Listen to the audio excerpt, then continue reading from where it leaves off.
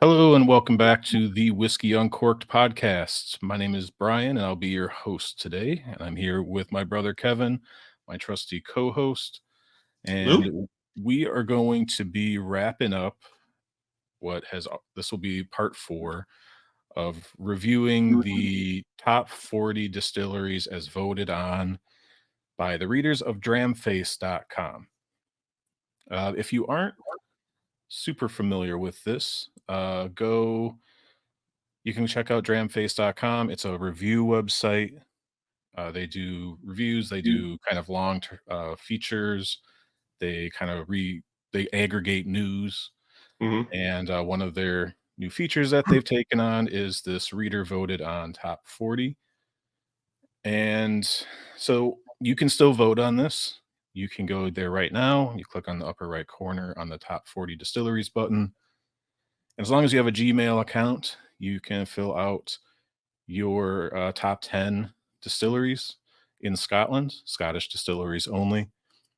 And you don't rank them or anything like that. And this entire rating is based off of whether or not, or basically counting up how many times that distillery was included in someone's top 10. Mhm. So it's not necessarily just a rating or a ranking, sorry. It's an aggregation of how many times it was in the top 10, which creates some uh, somewhat interesting placements. But you can vote on that now. It won't change the vote count immediately. You'll have to wait for them to kind of refresh the data. And I'm not sure how often they're going to do that, but I'm guessing it'll probably be a couple times a year. Maybe it'll be based on vote thresholds. Um, Yeah, it sounds about right. so just wanted to get that out there. If you want more details, you can check out episode one, kind of go into it a little bit more in depth in the first 20 minutes or so. And before we get started, I also just wanted to mention that this podcast should now be available. It is available on some of the other podcast networks. So it is available on Spotify, Amazon Music, iHeartRadio, Apple Music, and then, of course, the new podcast features on YouTube, which are replacing, which I have found out when I was setting this up, replacing the Google Music podcast. So you should be able to go find that now on any of those networks. It should be found under Whiskey Uncorked or Whiskey Uncorked podcast. And yeah, let me know if there's any other things you would like it added to. It shouldn't be all that hard. So I should be able to add it without too many problems. But yeah, now you can listen to us whether on in the car or wherever. I don't. Again, it still shocks me to this day that anyone would listen to this, but that's just me, I guess. But with those kind of announcements and housekeeping out of the way, uh, Kevin, how's it going? Oh, not too bad today. Finally on the far side of a cold. So recording this a day or two later than we intended, but I think we made it in time and doing well enough now. How you Yeah, doing? if for whatever reason this is a day late or something like that. Normally, I've been posting these things on Friday. We're recording this Wednesday night, so hopefully, I should be able to. It doesn't take too much effort to edit these down, and provided there's nothing terrible in between, it's just kind of chopping off the front and the end and looking for any major pauses or whatnot. But yeah, I'm glad you're feeling better. Yep. Yeah, ready to rock. Had to had to get better so we can talk some distilleries, some good ones primarily. Yeah, we're finally here. We're about I don't know, 6 plus hours into this conversation, going in depth with each of these distilleries, giving just our general personal perspectives on them, our experiences with them, and whether we're surprised that they're on the list, that they're not on the list, or how high they are on the list. Talking about some of our favorite distilleries, and we're here. We're to the top 10 and looking through them. There's certainly a couple discussions here to be had. And obviously, this is all highly subjective. It's an aggregation of votes. If you don't like the votes, if you don't like the rankings, you can vote, as I mentioned, vote on them yourself, get your friends to Mhm. vote, your whiskey group. And as you'll see, there's not some of these spots, as we've seen, as we've gone through the list, some of these distilleries aren't separated by all that many votes. In some cases, like literally a couple. So you, Yeah, now that we're in the top 10, that it seems to be bigger chunks between them, but Mhm. I want to say even as low as 15 or 16, they were 2 or 3 votes apart. Yeah, things get a little bunched up towards the top. Um, but yeah, we are we're still, I think yeah, like 3 and 4 are 5 votes. But yeah, anyways, you can definitely swing um the rankings for these.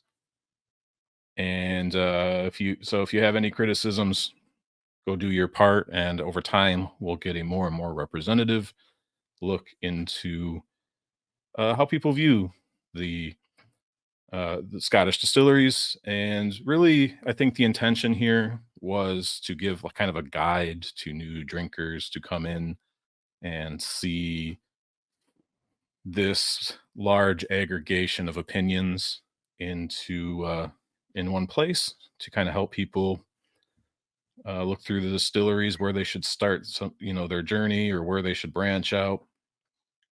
And in that case, I think you know what's ranked where isn't all that big of a deal, but we're whiskey geeks and we like to discuss this sort of thing. So why Hmm. don't we jump in to the top 10? The countdown to number one is on. Let's do it. All right. What you got? Quick wet of my whistle here. Let me pull up the web page. We'll see how often I forget to, not that one. Put it down here. Okay, there we go. There we go. So we are looking at number 8 to 10. This isn't a secret. There's spoilers. You can go check this out whenever you want. This isn't some big reveal, but we can just kind of go through the top 10. Um, Number 10, we have Deanston, then Ben Romick, Tobermory, Glen Scotia, Glengyle, Lochranza, Bruichladdich, Bunnahabhain, Ardnamurchan, and at number 1 is the venerable Springbank Distillery. But we are going to come back and start at number 10, which is Deanston. So we get some other information here on Deanston, and there was a previous tally of votes. This was done through Roy Duff's channel Aquavitae and the VPub. It's since been handed over to Dramface, where they recollected the votes, but they are comparing the data from that initial vote to a more contemporary one, which was aggregated on February 20th of 2024. Yep. And Deanston, in comparison to that first vote, has dropped 2 spots. It has been leapfrogged by essentially Ben Romick and Tobermory, but still coming in at number 10 with 28.1% of ballots, including Deanston, in their top 10 distilleries in Scotland. And I just want to reiterate that, like, if this is coming at number 10 or number 30, the votes that are represented on this page is how many people believe that that distillery is one of the top 10 best distilleries in all of Scotland, which is impressive because a lot of distilleries got votes. Um, but we are up now into the almost 300 votes for this one out of like 1,050 ballots, I believe. Yep. So I know, Kevin, you said Deanston is you don't have a ton of experience with Deanston. I've stuck with their core range primarily, but I'll let you give just your quick opinions on Deanston and it coming in at number 10, and then I'll jump in and give my two Yeah. cents. Yeah. So I've had 3 bottles of Deanston. One of which is an official bottling. I've got the 2008 Oloroso cask matured bottle here. 12 years old. Pretty confident anyway. It's actually 2008 vintage. Um, and then I've got 2 independent bottlings, one SMWS bottle, and then I've got an Archives independent bottling. That one's 21 years old. And yeah, the like the core like the official bottle here, it's good. Pretty much all the Deanston products, they're solid, good bottles. Um, Maybe not blowing me away or doing anything crazy, but quality is good. Depth, fullness of flavor, like everything you want is there. Um, I said an episode or two ago that I think I mentioned Deanston kind of in the same lieu of Old Pulteney, and I think I figured out kind of what I meant. It's like Deanston to me feels just kind of like it's an old reliable. Um, it just gets it's always present. You can always lean on it for quality stuff. It's usually not you know um, stealing the show necessarily, but it's kind of always around. They're always putting up generally quality stuff. I know. I think I've heard maybe the 12 has some batch variation that might be concerning over the last few years, but um, yeah, no. Again, I don't really have strong feelings other than it's a solid, just kind of reliable distillery nowadays. I know, uh, kind of back in the day, it was kind of not very well received, but say over the last 10 or 15 years, they've kind of turned it around there. But Mhm. yeah, I don't have a whole lot of memorable, you know, uh, interactions with Deanston or anything particularly noteworthy. It's just good. Right. Yeah, I think Deanston has been, as you mentioned, kind of this real quality, high quality standby for the enthusiast community now for a while. There have been some improvements. I know, especially with the 18 year, which I am actually drinking right now. Should get a review up on this one pretty soon.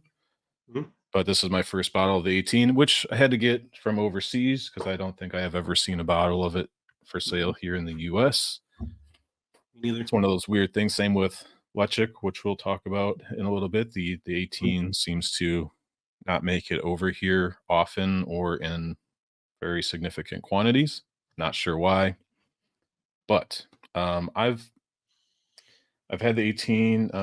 Just finished another 12-year-old, and I have had what is a fairly well-known bottle, the 20-year-old Oloroso from a few years back now, which was has earns its reputation, no doubt.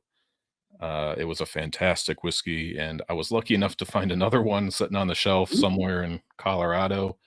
So I have one in the bunker, and Nice. I'm looking forward to opening that one day. One of my favorite sherry forward whiskeys that I think I've ever had, and although it's been a few years now since I've since I've tasted it, but definitely have great memories of that. The 12 is very good. It I think I Deanston is that the perfect example of a distillery that in my mind is kind of underrated, but everyone says it's underrated, so it's not. It can't be underrated if everyone says it's underrated. So, Mm. but yeah, they don't do anything super crazy. Um, they do.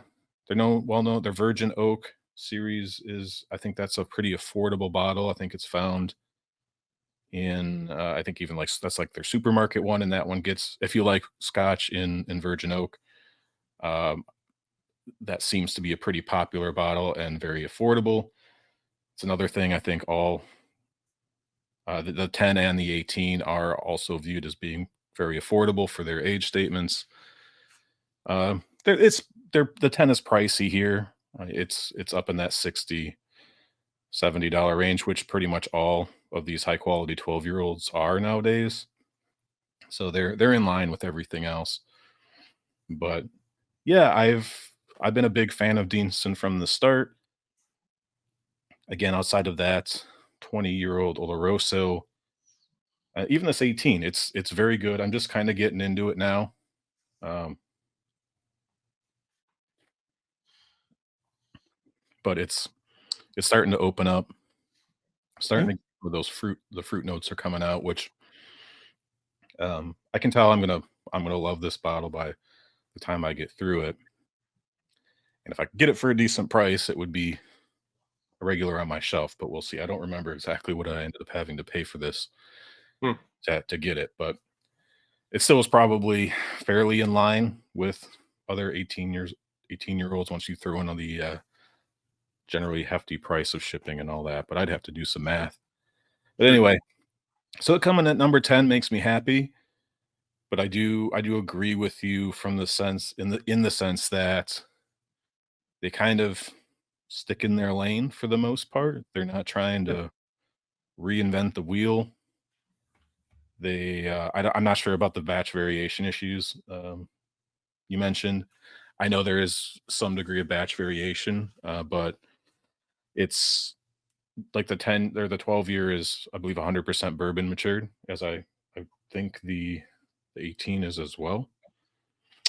Hmm. So it's not necessarily a change in sherry amounts or anything like that. But Sure. generally speaking, I still hear positive things. It dropped in two Yeah. spots. Yeah. Generally speaking, it's positive. Yeah, Um, yeah. I wonder if some of that, and maybe this is just for as a someone in the states, like kind of as you mentioned, you've never seen an 18 here on the shelf. Um, we very Well, rarely see in the new branding. The in the old new brand. branding Yeah. 18 has been on the shelf. However, one of the first things that I heard about Deanston was don't buy the old 18, get the Mm. new 18 because it's way better. So I never bought it. But yeah. Yeah. No, it just seems like, at least in the states, my perspective from what I've seen is we tend to get like the 10 to 12-year-old stuff Mhm. lately. And I don't really see anything older than that. At least that makes it to Chicago, on the shelf. So I wonder if that has maybe something to do with it being a little underrated, at least over here. Maybe Scotland's got more of it. Yeah, yeah. I mean, we got the Bruichladdich, we got the new Port Charlotte, new Kilhoman came over here. That was 16. Mm, The Annock 18 is still generally you can just still generally find that, although I haven't looked for a bottle lately. I've had one for a while, so but yeah, the only thing I can think of is they're either low on the stock of this 18-year-old whiskey, and they're just not shipping it over here, which I think is some of the reason why people are raising prices on 18-year-olds, but that's for a discussion in my also, in my actual also, videos. you mentioned the Lecheg 18 as well. Well, that's owned by the same company. They have the same owner. Yes. Yes, they are. Um, We're gonna talk about all 3 CVH, or formerly known as so maybe just distilleries. something the way that that Yeah. company distributes and allocates their Yeah. bottles. We just see less of it than maybe some other brands ship over. Could be. Yeah, yeah, I can only maybe they've stated why, but you're right, Deanston, Tobermory. Now we do get the Bunnahabhain at 18, but that is Yeah, now yeah. it Good luck paying for it's it it. it's $400 about there. I don't think it's I mean, I don't know if it's a distillery. I don't think it is. I think it's probably the importers or distributors, but I don't know why they would raise the price in the US to $400 when it's available for like 125 pounds or something like that in the UK. No So knowledge on that at all. So. yeah, so it is what it is. But yes, the 18 Bunnahabhain does come over here, and it now is sitting on the shelf on a pretty regular basis. Anyway, so yeah, Deanston. Let's wrap up Deanston. Drop in 2 spots. I think that's more so. Like I said, Torbo Mori went up 1. Ben Romick jumped up, which we'll talk about here in a second. And I don't know. I don't think I would have them in my top 10, but it's not necessarily because I'm not a big fan of theirs. It's like you said, they're kind of steady as she goes, and they keep making good stuff that I really enjoy, but they're Mhm, not necessarily doing a thing that makes them stand out outside of just being always good. mhm. Yeah, yeah, very good. Everything is enthusiast focused as far as I can think of. Actually, I think they do everything at 46.3. Is that right? Yeah. Yeah, I think, Um, 'cause so Generally, does Bunnahabhain does as well? yeah, Bunnahabhain does. Yes, and Lechik, I think, is the one I have next to me is 46.3 as well, but it's an older bottling, but yeah. Yeah, so, not surprised, they're generally pretty affordable, especially the lower end stuff, and, Yep. um, yeah, there's really nothing to complain about at all, and it's good whiskey. Not Yeah, I'd like surprised. to see them do more of a I know they also release, like, their organic they have an organic line that they release a bottle in every once in a while. I know they did a 21 a while back, I think they more recently did, like, a 15. They do other cask finishes, I've seen, like, Bordeaux and PX. I've never bought one of them. I look at them, but since I almost would just rather have the bourbon barrel Deanston, so I even though one of my great experiences with it was with an Oloroso cask, but yeah, I don't Mhm. know, I haven't jumped in on some of their other, uh, kinda wine or sherry influenced bottles. At some point, I'll get one just to see what's up, but, yeah, I passed on them up to this point. Yeah, Hey, same, and, again, since I don't see them on the shelf, getting them to Chicago from Scotland is quite the yep, ordeal, so, right, okay. Well, let's jump up to number 9, let's do it. and, an interesting entry here, Yeah, a distillery that plays both sides of the fence a little bit, but we're talking about Ben Romick. As I mentioned, they jumped up 2 spots, so they were sitting at number 11. They have 31% of the vote, currently owned by Gordon and MacPhail, the independent bottlers who are now no longer buying, still doing independent bottling, but they said they're going to focus on their distilleries, which Ben Romick is one of them. And their core range, infamously, 43%, almost certainly chill filtered, probably natural color. Um, and they've basically told us to stop whining about it because they're not going to change it. But they have gone out of their way to give us a whole slew of other really interesting high quality releases. yeah, They have a cast strength yep. vintage Pretty much release. everything they release that's not in their core range is enthusiast focused, Correct. as far as I can tell, so. Yes, they have the cast strength. Then they have their contrast series, which they've released a bunch of different nerdy stuff, comparing it like kiln dried oak to air dried oak. Which one's is that the single barrel? Yep, Polish oak, single cask.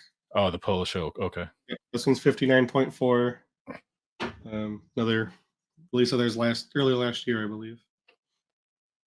So yeah, they've been doing this contrast series now for a few years, and they keep releasing different versions, peat smoke, organic barley. I mean, they're releasing geeky stuff. So they're giving us whiskeys while still like putting out a 43% core range, which is frustrating for some because they make really good whiskey to the point that they sometimes get called the Springbank of Speyside. Yep. Yeah, and it's not only just how good it is. There's also some things you could also probably call it as similar. There is some sort of like sometimes like a dampness or like some people call it like a funkiness, but it's not the same thing. Hmm. But it certainly has a distinct character. Maybe not like Springbanks, but kind of in the same vein. Right. Yeah, I always kind of take I get why people say that Ben Romick is a good Springbank alternative. I get why, but Yeah. it's not. Like, if you think that Ben Romick tastes like Springbank, like those are completely different things. But the kind of the drinking experience, if you love Springbank, you probably really like Ben Romick and vice versa. But they are different whiskeys. I don't Yeah. think there really is a distillery outside of maybe Glengyle that even remotely compares to Springbank, but people do still try to make the comparison. But Ben Romick, I haven't actually drank a ton of Ben Romick because I was kind of protesting the core range, and I got one of the cast strength versions, and I absolutely loved it. It was so Hmm. good. But another bottle that doesn't seem to be sold in the US, I think Canada gets it. So again, I don't know why we don't seem to get those cast strength like vintages, we get everything else. We get all the contrast series and whatnot. So if I do buy from the UK, I typically look to see if there is any in stock, and there never is. And I haven't bought anything from the UK in a little bit now. But you have tried some of the contrast series, and those you've sent me some, and I've really loved those. Yep. And I know you've become a huge Ben Romick fan, right? Yes, I have. Ever since I was in Denver and tried the cask strength that you had at your apartment, um, like yeah, that wowed me. That definitely made me instantly want to go find some more. And yeah, I've got the peated organic. I have I'm sorry, the peated contrasts. I have the organic contrasts. I've got this Polish oak. Benny's had two store picks, exclusive single barrels. So we've got both of those. Me and you actually independently both bought the sherry one. Uh, Right. you Yeah, bought so it, and then I also bought it, not remembering that you had already. So we got two of them here. yeah, So because we got a I lot of Ben it's Romick. a bottle that I left at mom and dad's and when in Wisconsin, so I had something good to drink, Yep. when I was visiting. So that is another bottle that I have owned, but I don't have it here. It's there, and I think it's actually getting a little low, to be honest with you, but hmm Yeah. So we've got a lot of Ben Romick here. Big fan. Love, especially the cask strength stuff. yeah, Um, because the contrast series is 46%, and I've really enjoyed those. And I've gone back to them definitely quite a bit, but I definitely think about kind of the cask strength, full intensity stuff. Um, mhm, Definitely again kind of that meatier side of whiskey, um, and it's just so it's dense. Again, it's a little weird. It's not funky or crazy, but it's got some hooks that kind of yeah, drag you in. Um, and yeah, I love kind of what they're doing with all the scientific, weird, geeky exploration stuff.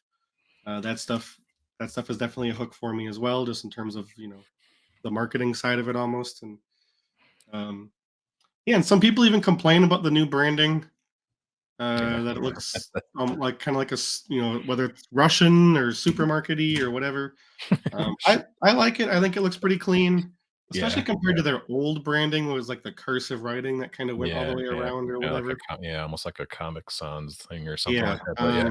yeah, I didn't like that before, but I'm a much bigger fan of what it looks like now. Anyways, yeah, no, I'm a huge fan of Ben Romick. Yeah, I never really understood the complaints about the branding either. I think it's grown on some people, Mm, and, I can see why they did it. They made it really bold, very easy to read, and as long yeah, as you're not colorblind to red, you can yeah, see it pretty easily, but, um, yeah. I think something they said was they wanted you to be able to identify it at a bar. yeah, and I think they Uh, absolutely accomplished that. I never had a problem with it. Yeah, some people hated it when they first came out.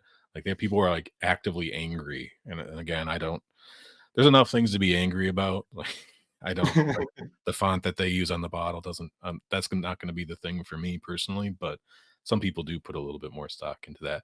So, do you do you completely just ignore the fact that their core range is 43% and you say, "Okay, fine," 'cause you haven't bought a bottle of the core range yet?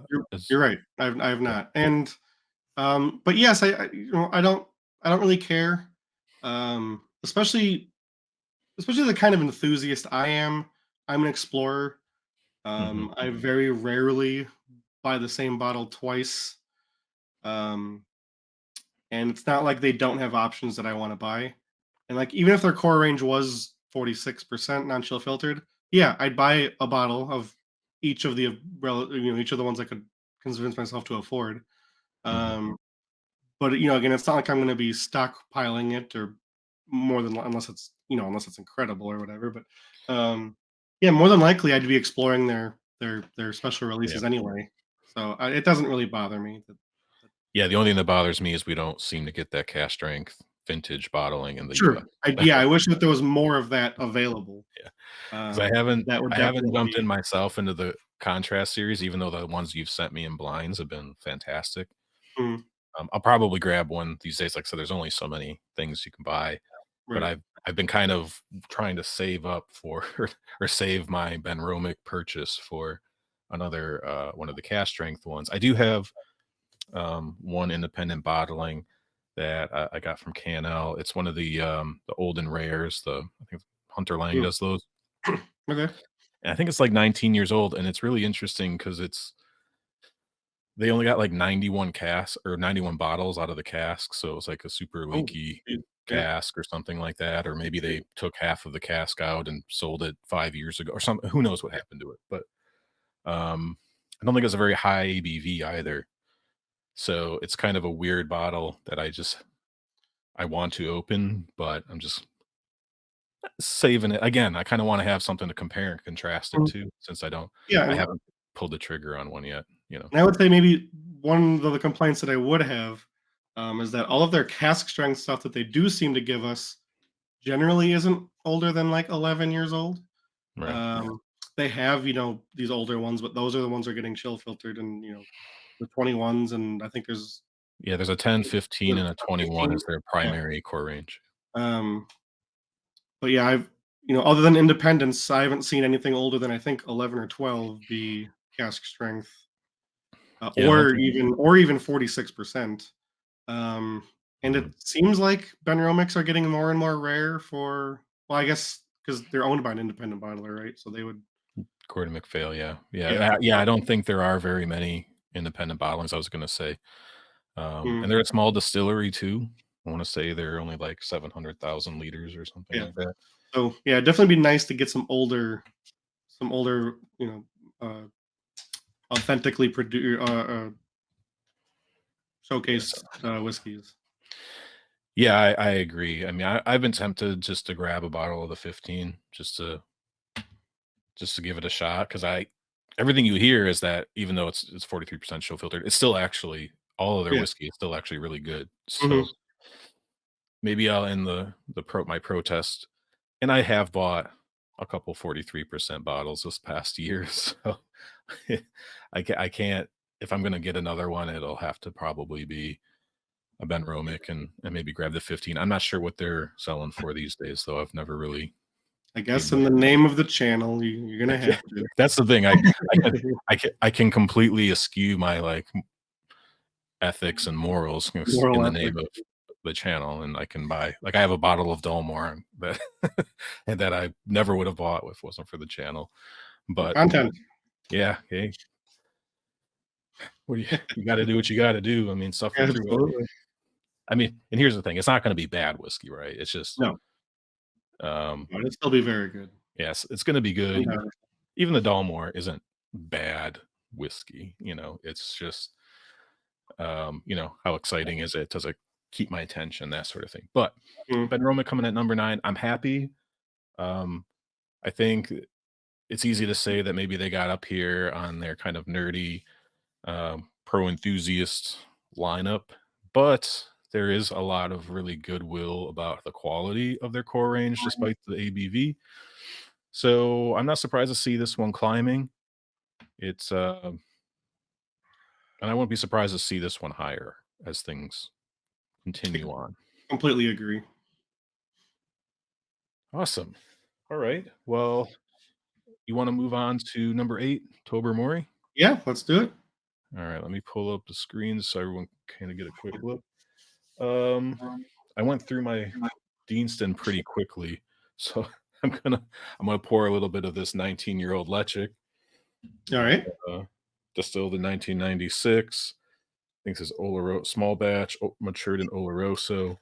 It's been pretty good. I also have a bottle of the Lechik 10, which I've been probably show up as a review on one of my Thursday reviews here. Probably not in the not too distant future. I have a bottle of the 18, but I've got that's sitting in Wisconsin, which I'll be going there Mhm. next month, and maybe we'll record something while we're together live, a la Yeah. the Christmas Mhm. episodes. That'd be But sweet. grabbing a couple of my the bottles you picked up for me or that I had shipped there because for reasons. But looking forward to that. But this 19-year-old Lechik is pretty good. I'm not gonna lie.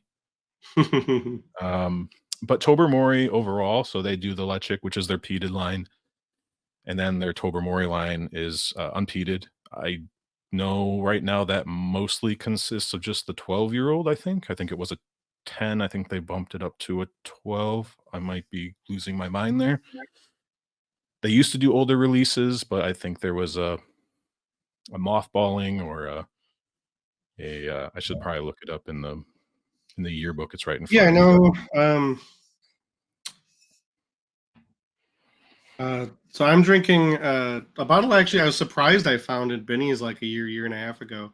But I believe it's a special release. But it is a cask strength Tobermory 17 Mhm.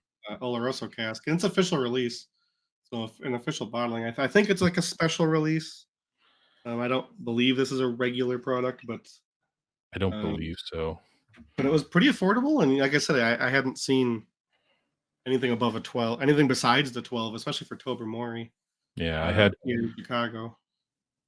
I bought, like, a little, like, 50 ml bottle or something one point of the 12, but I actually had a one experience with Tobermory before I was really, like, into whiskey, and Hmm. a friend of mine when I was living in San Jose, he used to brag that he was friends with this liquor store owner who would special order him bottles of it's Tobermory 25 or something like that. It was 21, 25 years old, and at some point, um, he liked to brag about this about stuff, but, that was one of the things that he had mentioned, and at one point over he would invite us over for, barbecues. He pulled it out and let us try it, and it was really good, and that was before I was Even know what you were a doing, whiskey yeah. geek anyways.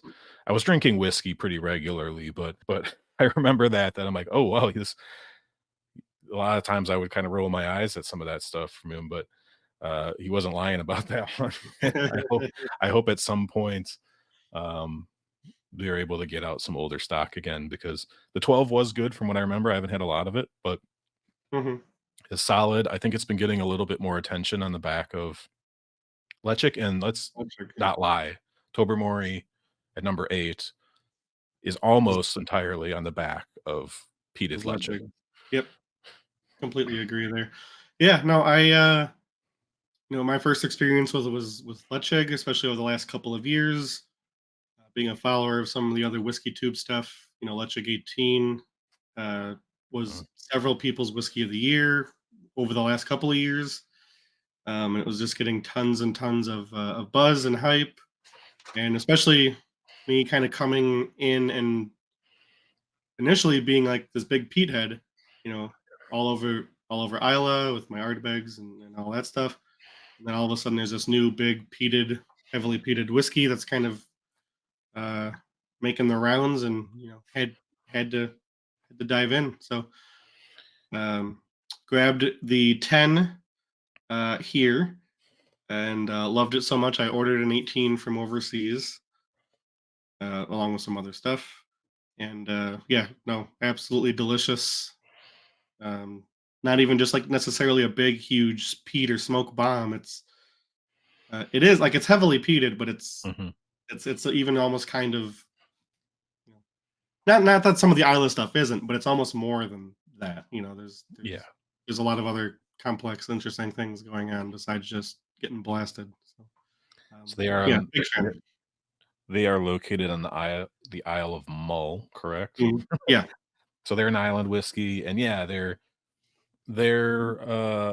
peat is more it's in line with an Isla style of peat. It's a little smoky, as opposed to like a Campbelltown peat, which is, not super smoky generally speaking.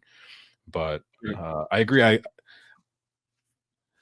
had this 19 now for a little while, and the peat is still very present. It's, um, maybe not as punchy or peppery as the 10-year-old for sure, but I've been getting to know the 10-year-old. I think that's the first bottle that I've had.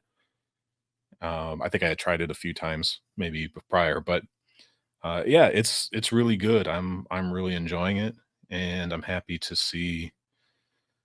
This is definitely one of these distilleries that kind of was on the brink of maybe not being around, and Yeah. Distel seems who has kept Deanston going. Again, same owners as Deanston. They've really seemed to put them on the map alongside Deanston and Boonhaven as a extremely high quality, extremely enthusiast friendly Yes. distillery. And again, I'm hoping that the Tobermory continues to mature and they start releasing some older age stated stuff or something to get more attention onto the actual Tobermory brand. But this one jumped up a spot. It's got 32.4% of ballots having it in their top 10. Not surprised it's here given the amount of attention it's been getting over the last couple of years, especially. And another one that if Tobermory starts really clicking with the enthusiasts, I could see this one even popping up a few more spots. But Yeah. I think maybe the Lechik 10 and the 18. Another one that Lechik is known for is the Rioja cask, The Rioja casks. Yeah. which is non-age stated, and it's considered a fantastic budget whiskey in the Mhm. U.S. I think it's still 46%, Yep. 46.3, whatever. I still I think you can pick it up like in supermarkets and things. That has recently hit. I think K&L had some, but it was $60.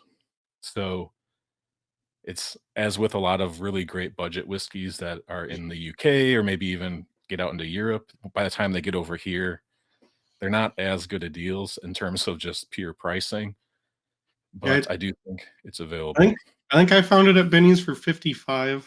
I believe Mm, was. that might have been it. I picked it up. I think it was 54.99. Mm. Um, Now, yeah, go ahead. I just had an interesting question about kind of the Dramface part of it. Okay. Um, do you think there's well, okay, let me ask it this way. How big do you think there's a relevant size contingent of people who know this distillery for Lecheg and didn't vote for it because they didn't see the name Lecheg anywhere? Like, do Yeah, you I think mean, I that think maybe should be even higher if that were the case? yeah, it could. I mean, it could definitely be. Let me just double check because I know the last time we looked, it was there. T Tobermory. No, it is not. Um, I think at least for right now, the people that are voting on this probably know. Generally aware? Yeah, sure. Generally speaking, could it have gotten a few more votes? Sure, but yeah, they didn't specify on the list like they did with one of the other distilleries, which Anok it was Anok and Naktu Hmm. where we checked, and they do have the in parentheses. But yeah, I mean it's possible, but I think at least for right now, um, probably most of the voters are well versed enough to know that Lechik is actually Tobermory. And they're not the only distillery that obviously has another brand or two here and there. I mean, even like Tomaten and Kuboken, right? Sure. Oh, They yeah, do a bunch of stuff like that too. but it's odd, I think, for the secondary brands to be almost the bigger name. I see what you're saying. Like Yeah, the Lecheg is fact like that they the do bigger sell name. a Yeah, Tobermory. Well, maybe it has to do with the fact that there's Tobermory itself isn't very visible. sure. So That could maybe be. um I think most stores that carry any decent selection of Scotch around me have Lechik, but whether they have Tobermory or not is probably there's probably like 1 in 10 or Sure. something, you Yeah, know? that's exactly. So, I But don't know, just an interesting thought if that had any impact. yeah, could be. We'll never know. Nope. But No, we won't. although they might know, maybe they're getting, people complaining that my favorite distillery Yeah. Lechik isn't Where's Lechik Lecheg? or Lecheg or however you wanna pronounce it. There's a couple different ways I hear it, but it's not Ledag. That's what I know. Ladiag. Yeah, Ledaig, yeah. It's Alright. Well, a Celtic. distillery, I definitely see why it's here. It's kind of one of these up and comers, one that's again, to an extent, rose from the ashes of maybe some uh, mediocrity or something. But like I mentioned, there was good whiskey coming out of there. I got to taste a little bit of it. At least my uneducated palate at the time thought it was pretty good. And I will Excuse say, if you would have had me guess before seeing any of this data, I would have guessed Tobermory probably would be in like the teens. Mm, Just because I'm not sure it's as big of a name as some of these other distilleries. So, um, in that sense, again, I think the quality it deserves to be here. Absolutely, I'm not surprised. But just name recognition almost seems a little surprising that it made it this high. yeah, and the 10 and the 18 have been getting a lot of chatter the last couple of years. But yeah, I could see it's definitely kind of it's one of the distilleries in the current top 10 that, well, I mean, La Granza, the same thing, right? La Granza's Aaron, that's number 5. Yeah, So we have a few of these situations where the distillery name um, maybe doesn't 100% line up. But with that being said, why don't we jump it to number 7? Another interesting one, yeah, but definitely. Glen Scotia is number 7. This has dropped a couple spots. Currently with 36.1% of ballots having it listed, currently owned by the Loch Lomond Group. Man, they hit a high point a couple years ago when Victoriana and the Oriana. 15-year-old were just seemed to be everywhere. And it seems I've mentioned this. I think we talked about it on some of the previous episodes that Glen Scotia seems to kind of has lost the steam in terms of chatter, but it's obviously still utterly beloved, being that Yeah, it's coming in at number 7. yeah, absolutely. It's definitely an interesting case because it's one of three distilleries in Campbelltown, but the other two are both owned by the same company, J&A Mitchell. So they're kind of like Springbank's little brother to a degree. Some people kind of view them that as like Campbelltown's other distillery. Mhm, Um, and yeah, like I know a long time ago it kind of viewed as not very good or blend fodder or whatever you wanted to call it. Um, but they've kind of started coming on in the last 5 plus maybe ish years. And then yeah, when they hit the Victoriana, there was just this fever pitch of about the distillery. And then yeah, ever since then they just kind of chilled and they're still putting out good products. mhm, But the hype always seems to be a little bit outshadowed by Springbank, or as soon as they're brought up, yeah, somebody's Springbank is soon behind in terms of the conversation. mhm, Um, so it's interesting that like this little brother distillery that's not, and mhm. it's at number 7, and it's still, I think it's maybe even held down a little because of that. Yeah, they've, in terms of some of their other releases, they have, I think, a 10-year-old peated, and then they have a Yeah. double cask, and I think that's a little bit lower ABV. Then they Yes. have I think their 43. 15-year-old, 18-year-old, and then they jump up to a 25. I don't know if that's if they're still regularly releasing that, but they did release some 25-year-old versions. And they're 15. When I first learned about Glen Scotia, it was the 15-year-old. That's what you wanted. All my whiskey buddies absolutely loved it, and it was still pretty affordable. You could get the 15 for $75 or so, maybe $70 once in a while if a store would kind of have it on basically on sale. The 18-year-old was thought to be as good as the 15, maybe a little bit better, but the gap in price maybe didn't necessarily make up for the drinking experience gap. And then the Mhm. 25 came out, and won all sorts of awards. And then the Victoriana, I actually have I'm not drinking it, but this is actually the first version of Victoriana that came out. Batch one. It's the 51.5% version. Oh, And okay. man, this thing was, yeah, I can see why they changed the formula up because at first, the first like third of this bottle, I'm like, I don't like this. This isn't very good. And then one day it clicked for me a little bit. And I still don't know if I utterly love it. It's getting pretty low, probably be on a last drops review. in the not too distant future, um, Sure. but the newer versions of Victoriana took over for like a year. I think even Ralphie basically did a review. It wasn't a review; it was one of his extras, but he basically did a review on it. When he didn't review non-age stated whiskeys, he stated that it's one of the reasons why he now does Yeah. review Yep. non-age stated whiskey. And there's pretty much every channel was in love with Victoria. I won Whiskey of the Year at the Oswo Awards 2 years ago, right? 2 years ago. Yeah, and yeah, like I said, the chatter's kind of died down, but obviously people are still really, really enjoying Glen Scotia. I've always viewed it. When I think of Campbelltown whiskey, like I think Springbank and Glengyle to an extent, because Glen Scotia to me doesn't necessarily taste. It's rich. I think I've called it out a couple times in blinds because it tastes like a Snickers bar to me. It's so Yeah. candy, chocolate, nougat. I was about to say the same thing. Every time I send you Glen Scotia, you almost always call out a Snickers bar, Yeah, which is and it's wild that all every time. yeah, I know it has been the same bottles, like the 18, the No, it's 15, different bottles. They're the 18. Yep. SNWS. Yeah, I have one bottle of it. I bought, I think it's a Bordeaux Fagiel bottling or Campbelltown Malts Festival. It's not Fagiel. And it's not very good. It's pretty hot. It's rough, Hmm. and that's kind of the reputation that it has. Is that like white port something? No, maybe not. No, no, that was the one last year's, and that one Mhm. got pretty solid reviews. Okay.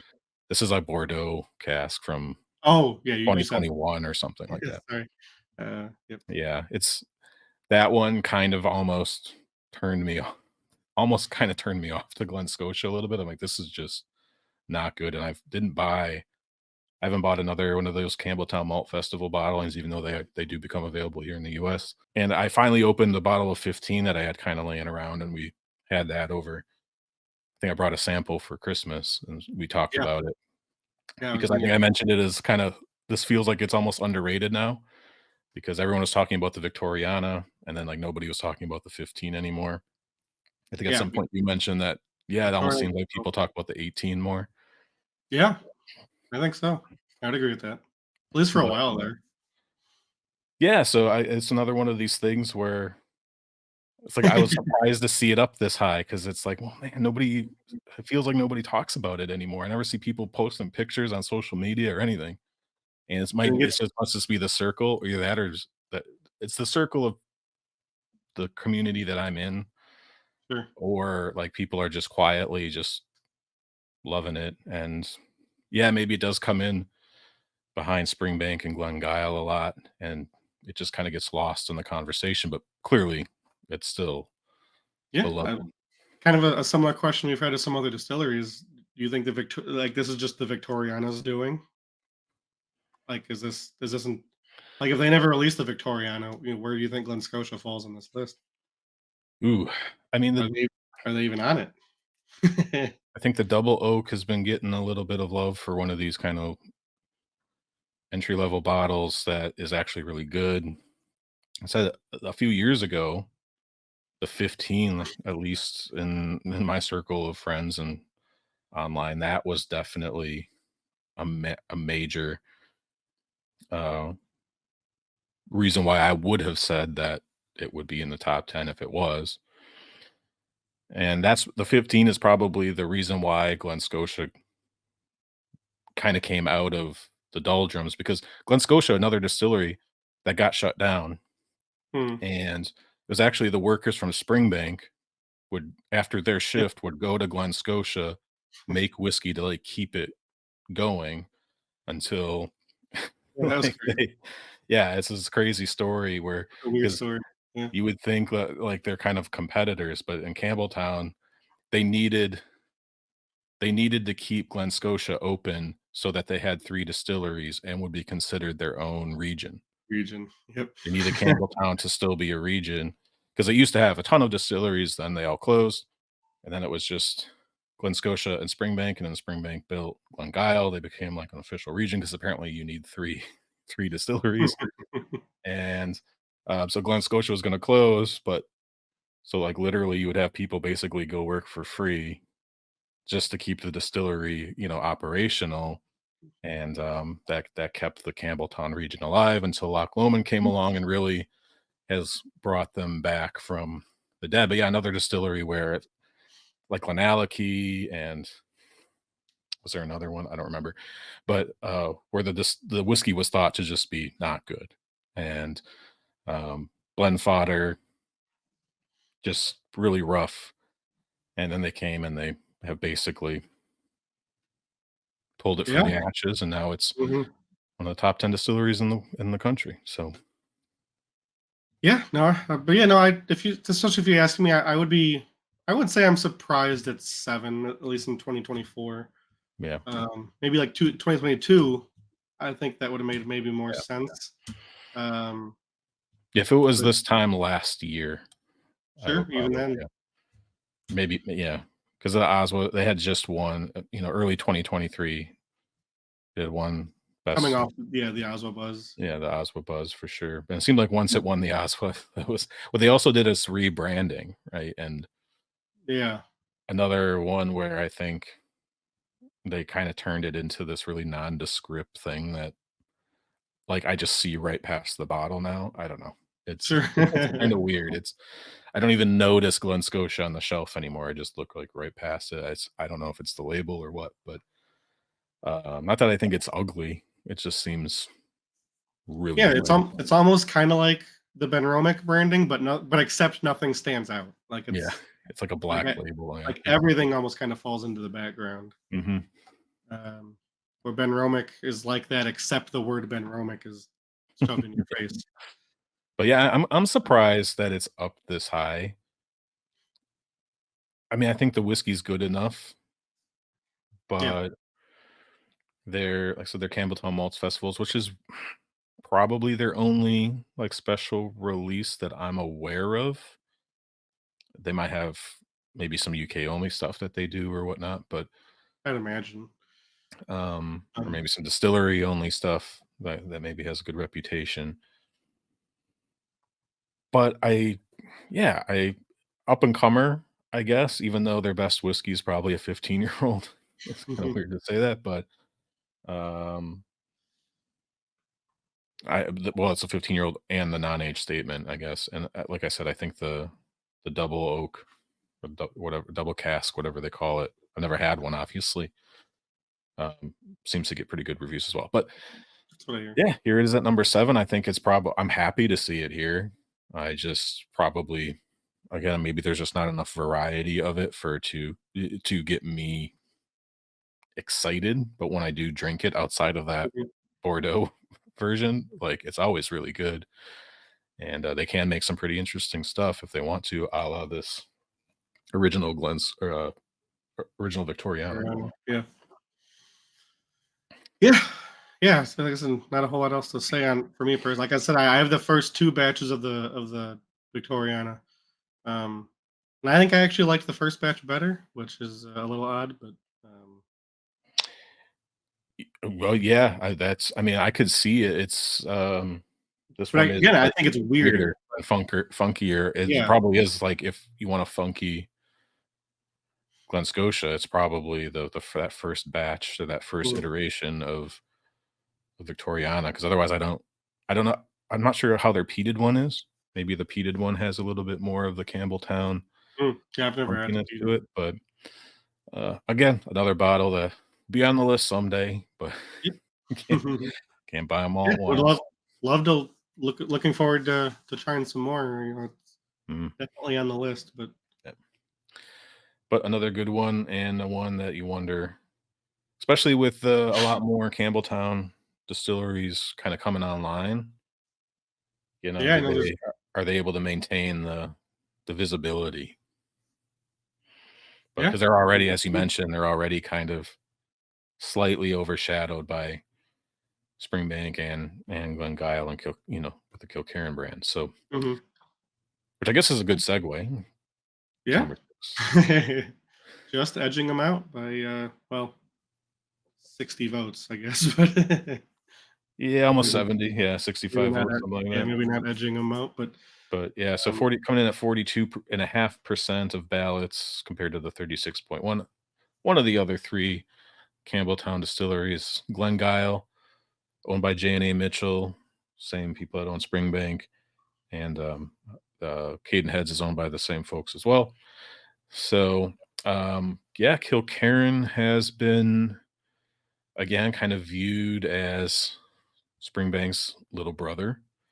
As I mentioned, they are probably the closest thing to Springbank. It's they're run by the actually see, they're actually Springbank's little brother. yeah, yeah, they are because so they make whiskey at Springbank 9 months out of the year. Yeah, They shut that down, and then for the other 3 months, they go literally across the parking lot or across or right across. It's like on the same property. They share the same warehouses. They share the bottling line. yeah, The one thing I think,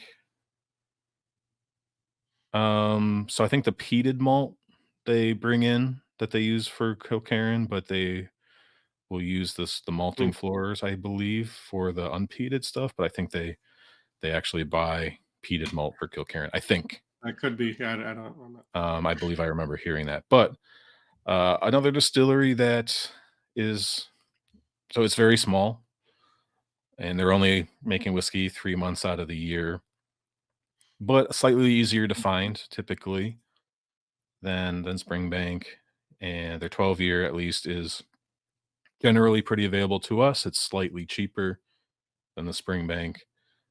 The 16-year-old, it's been out for 3-ish years now, maybe some quote mixed reviews, although this last year, was their incredible. 16-year-old was my whiskey of the year, and a number of other people's as well. It's a fantastic, fantastic bottle of whiskey. That's what you're drinking. Nice. I've got an old bottle of the 12 here, but Okay. I could pour myself a little splash, I suppose. Anyway, I'm kind of just droning on here. I love Kilkerran. Their 57.1 8-year-old recharged sherry cask, one of my all-around favorite bottles of whiskey, particularly similar to the Deanston 20-year-old, talking about more heavily sherried whiskeys Yeah. to the point where you graciously got me a bottle on auction as a replacement. And I said, you know what? I need another one. So I went and I got another one. Yep, paid for them. But I mean, those even the new 8-year-olds when they hit the shelf here in the States, they're not cheap. So No, they not at all. cost us money regardless. And so, anyways, those are in the bunker. The 16-year-old has been fantastic. The 12-year-old, I haven't. Again, this is one of the old, like tall bottles. Um, I haven't totally fallen in love with the 12-year-old yet. It's good, but Sure. it struggle. I have enough Springbank 10 to last me probably 10 years. So if I compare the two too closely, I just always like It can be if the hard. Springbank 10 didn't exist, I'd probably love it more. But Sure, absolutely. what's your viewpoint on Glengyle? Yeah, definitely fascinating distillery. I always thought it was, like, so bizarre, like, the whole 9 months, 3 months thing, until I Mhm. learned about the 3 distillery rule. Like, Glengyle pretty much only exists so that Yeah. Springbank or so that Campbelltown has 3 distilleries. Um, and it's literally the same staff, just just works Yeah, it's both the same exact distilleries. people. Yeah, they just So it's go it's always somewhere been else. a kind of a bizarre, weird thing to me, but yeah, no, especially in terms of the whiskey, it's definitely an edge of that Springbank character. It's definitely not quite as full blown, but it's definitely adds an elements to it that's still there. Um, Definitely, still relatively meaty, almost a bit coastal, um, maybe closer to a bit more of a traditional style, but but still has kind of Campbelltown written all over it. I've had pretty good experiences. This new 16 is my favorite of like the core range stuff. Mhm. Um, but some of their 8-year cask strengths are glorious. I really like their port one from a couple of years ago, and you sent me a bourbon cask 8-year that won a blind. So I found one at a store last year that was basically or secondary, and I just grabbed it anyway because I needed it in my life. Mhm. But no, definitely big big fan. Um, this is definitely a good alternative to Springbank, Mhm. if you can't find it, just because it does have a bit of an edge of that character in it. Yeah. But but yeah, it's uh, zero complaints, and I love it. Yeah, I've had both of the bourbon casts that they did. The first one, which, people kind of ignored, was right before the 57.1, which put, I think, Kilkerran almost as a distillery Hmm. on the map, and has caused it to become extremely difficult to get the 8-year-old special releases to this day. And they always get good reviews for the most part. I don't know if any of them have quite reached the highs of that particular release, but the first bourbon release was fantastic. It was a very good bottle. I could have bought more. They were on the shelf, and just, at that time, I certainly didn't have. I don't even think I had like a stash at that time, or a bunker, as I kind of call it. But um, the new bourbon is good, but again, I kind of sometimes I just get lost wishing it was the other one. like like as good as it is, like it's Sure. its own thing. I got kind of got to stop doing that, but because it is also very good. Uh, and the port one, I've got one of those open, and then I have the 56 point something, 56. 56.7. Yeah, the next one after that recharred one, that one's open. And then Mhm. I didn't buy this last. I'm not going to buy this next round of them Sure. because I've got a backlog. So I just, Right. Yeah. unless it comes out that it is. Actually, I think they did they release, they must have released the 2024 edition, or So I know there was a 2023 yeah. batch. I don't know if I've seen it this year or not for Yeah, 2024. no, I'm trying to remember. Maybe not. Maybe they haven't released this year's yet. But so unless it comes out that it is amazing, I'm gonna probably pass on this year's. But Yeah, I mean, especially when you've got 57.1 lined up, it can be hard to keep yeah, buying them. yeah, those are saving those for future me, and hope that they hold up. But Sure. like I said, I've got a couple. I think I've got another bottle or two of sherry releases like waiting for me. So I'm not going to be short on those. So it's time to pass on a year. Anyways, Glengyle making really good whiskey. Their highs are really high, but I think at least some of the releases, or even except with the 12, the 12 is good. The 12 is better than most whiskeys out there, and but it's Most comparable whiskeys. yeah. Um, I don't think they really. I haven't had anything bad from them. Their highs are really high. I think this probably belongs in the second half of the top 10. And if they continue to nail that 16-year-old, and they can maybe find a little bit more consistency in terms of quality, or just a little bit better rhythm on the 8-year-olds. Mhm. Not that I think most of them are thought to be good, but I think there's some pretty big fluctuations in how good. But yeah, again, it's like their side project, so I don't know. Like, what do you want from I guess, So, I'm happy to see him here, though. I think they make really good whiskey, and, Absolutely. yeah, looking forward to more in the future. Yeah, it'd be interesting to see where they go. If they kind of just stay steady. I know they finally their heavily peated has finally, I believe, kind of found its Mhm. formula, right? Because That's right. what did it say? It was still, forget what the In label. in It's progress or still something like that? in peat in progress or whatever it Yeah, was called. But that's gone now. It's still NAS, so but whatever their formula is, I guess they kind of figured it out. that's right. I have not gotten that bottle. I have a peat in progress bottle from a couple years ago. Yeah, It's really, really good. I So, have the batch 3 of the heavily peated. mhm, They're up to 7, 8, or something like that now, 9 maybe. at least, yeah.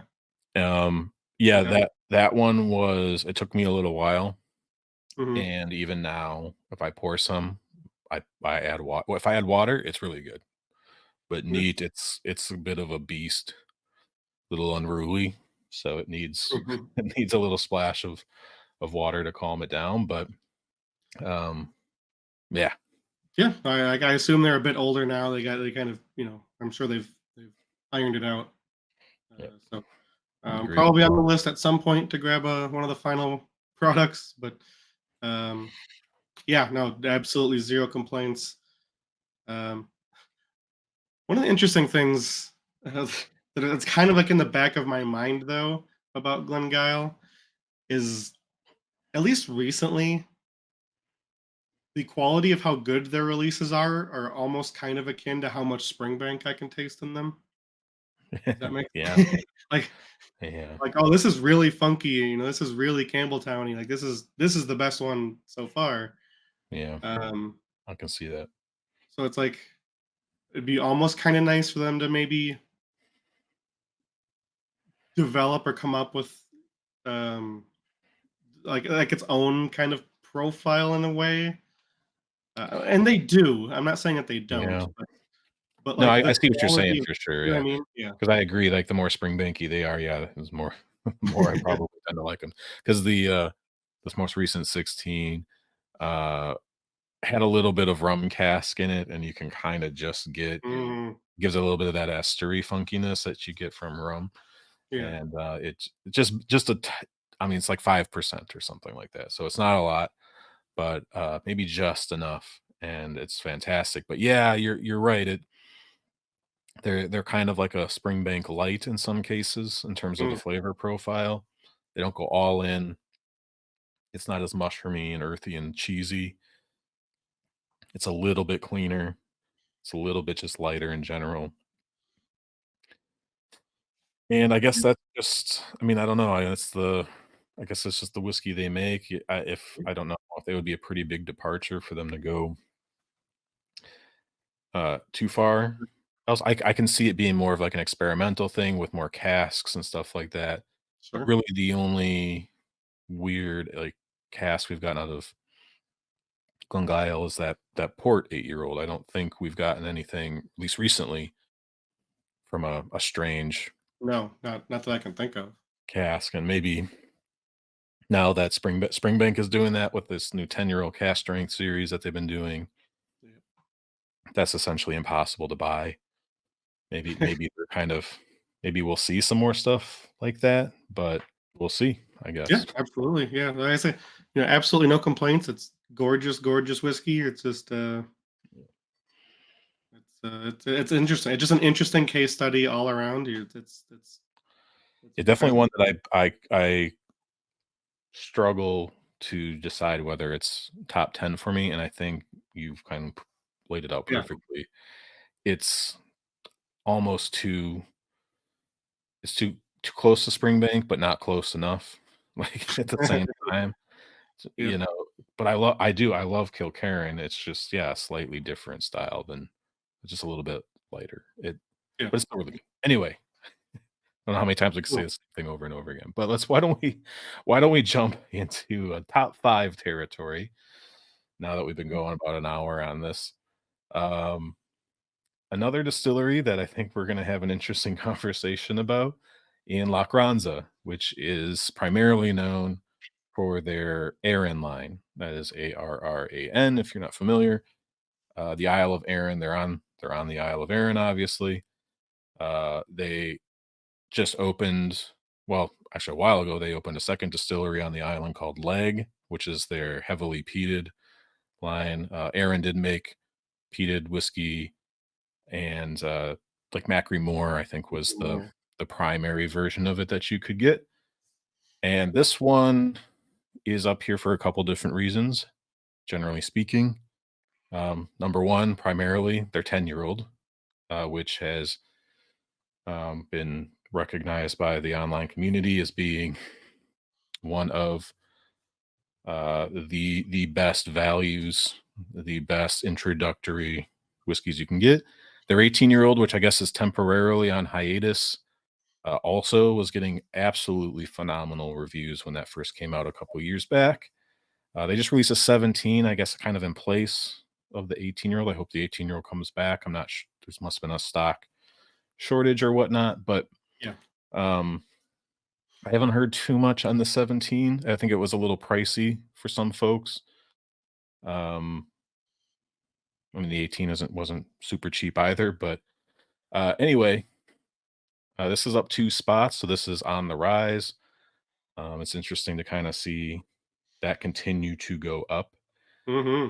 Um, but this is a distillery that you haven't entirely clicked with. Yeah, we'll say no. We'll say no. I haven't. Um, it's interesting. Yeah. So like, the Aaron kind of rebrand happened a few years ago, and was hearing all the rage. Went out and bought. I think it was one of the first batches after the rebrand of the Aaron 10, and was excited and cracked it open and poured a dram, and like, oh, this is like it's. I don't want to talk like it's bad because it's not bad, Mhm. but I just found it kind of boring.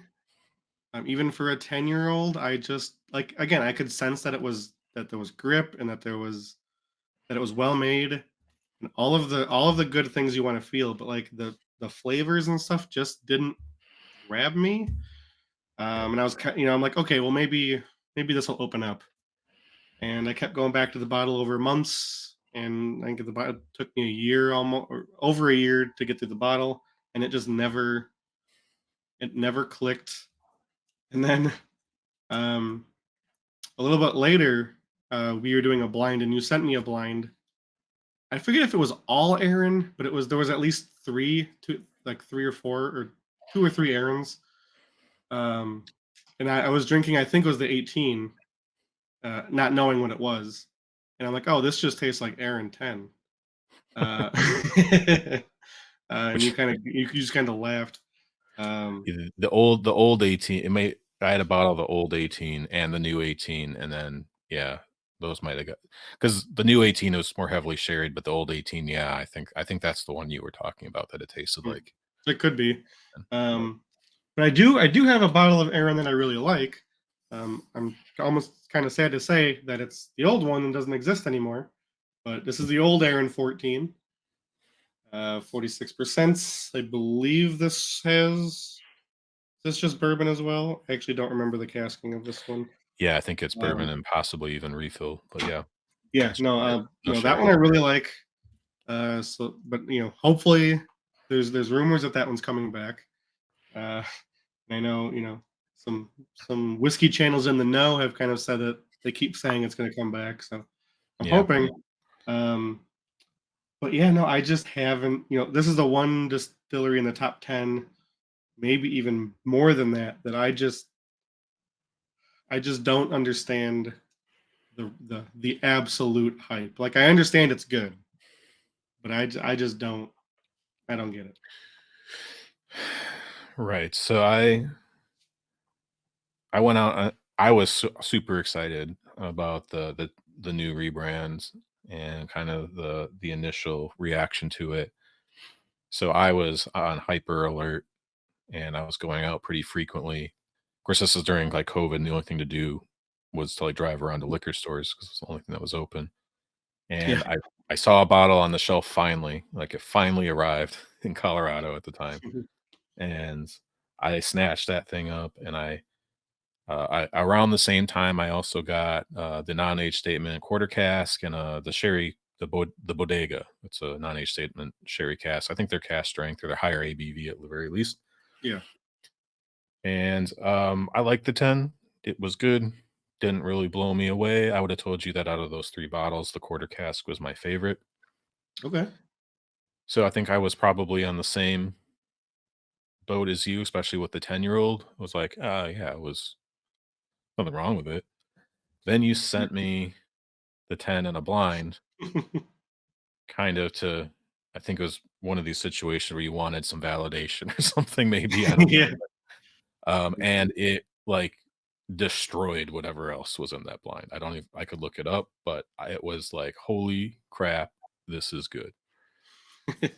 And so that sent me into this little bit of, personal crisis for a little while, and because 'cause I'm like, Crazy. that 1 dram in a blind and I know, like, sometimes you have the 1 dram in a blind that is just amazing, and then you go buy the bottle, and it never does it again, right? Right. Maybe Yeah. maybe it's okay, it's good, whatever, it happens. So finally, I just recently said, "I've gotta figure out whether Aaron 10 is just one of these things that everyone else loves. It's easy to drink, it's accessible, it's affordable, and that's just what it is, and I don't have to get, annoyed that it keeps, like, winning these awards or whatever." Sure. Yeah. And, so you can check my review out for exactly what I thought of it.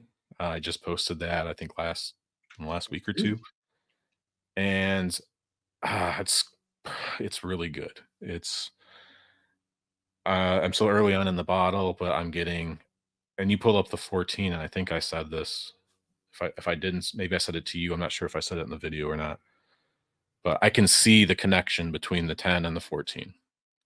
There's that tropical fruit note that is in the 10, that it gets a little bit denser, into the 14, which is obviously a previous 14, but you can kinda see that it's the same distillery for Sure. sure. Yeah. And my only complaint about it was I felt that at least in that first chunk of the bottle, I was getting a little bit of a grainy note kinda down the middle, which wasn't terrible, it wasn't bad, and it very well may fade as the bottle continues to open up, Sure. but I was like, "Okay, this is, like this is" because that's the type of whiskey that I absolutely love right now, and I talk about it too much, I keep repeating myself on my videos, but that kinda dirty tropical note, it's not super dirty, it's fairly clean, but it's that pineapple-y, uh, a mango almost. It's there. Is it the most dense? Is it the most like in your face? No, but it's in there.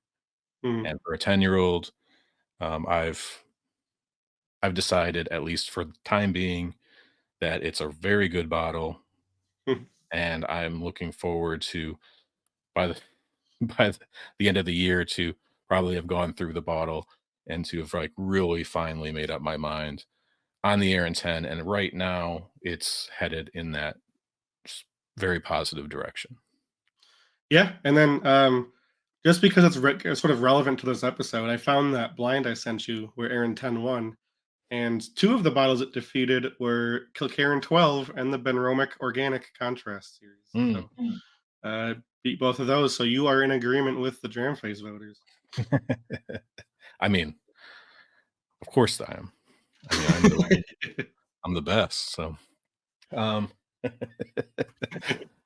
but anyway, so La Carranza, the 18 was great as well, the new 18. I had a bottle of the old 18. It was good. Again, it was another one that, at least at the time that I had it, didn't grab me. Should probably still have a sample of it, and I can pour it out. Maybe now my palate's a little bit more attuned to this style of whiskey. I have a bottle of that 14, but between drinking your bottle and there is a couple bars in the area that have it, and they have it for cheap. Mhm. I haven't opened mine because I have one, like, every few weeks, it seems like, so it's like, why would I open mine? But, Yeah, and no. you can probably at least they were still on sale at Binny's, but, for, like, $115 or something, so they're getting up there in price, but maybe even more. I don't know if they still have any or not, I don't know. I haven't looked. but, yeah, I found mine randomly. I could have bought a second one. Again, I'm an idiot, should have bought another one, but I was living in Colorado, and sometimes if I was really bored, I would drive up to Wyoming and go, like, basically bourbon hunting up there, Sure. and, it was in, like, Laramie, and this Laramie, Wyoming, and, I saw it, and they had 2, I grabbed them. I think I also that was also a successful trip into that store because I think I got a Weller Antique 107 while I was there for, like, $50 or something. So, Okay. Hey, and I think that's why I didn't get the second bottle of the Aaron, fantastic. because I didn't want to spend any more money. Because I also otherwise maybe I would have got both of them. And yeah, definitely Fair enough. Fair enough. should have picked it up. But anyway, number 5, definitely not surprised it's here.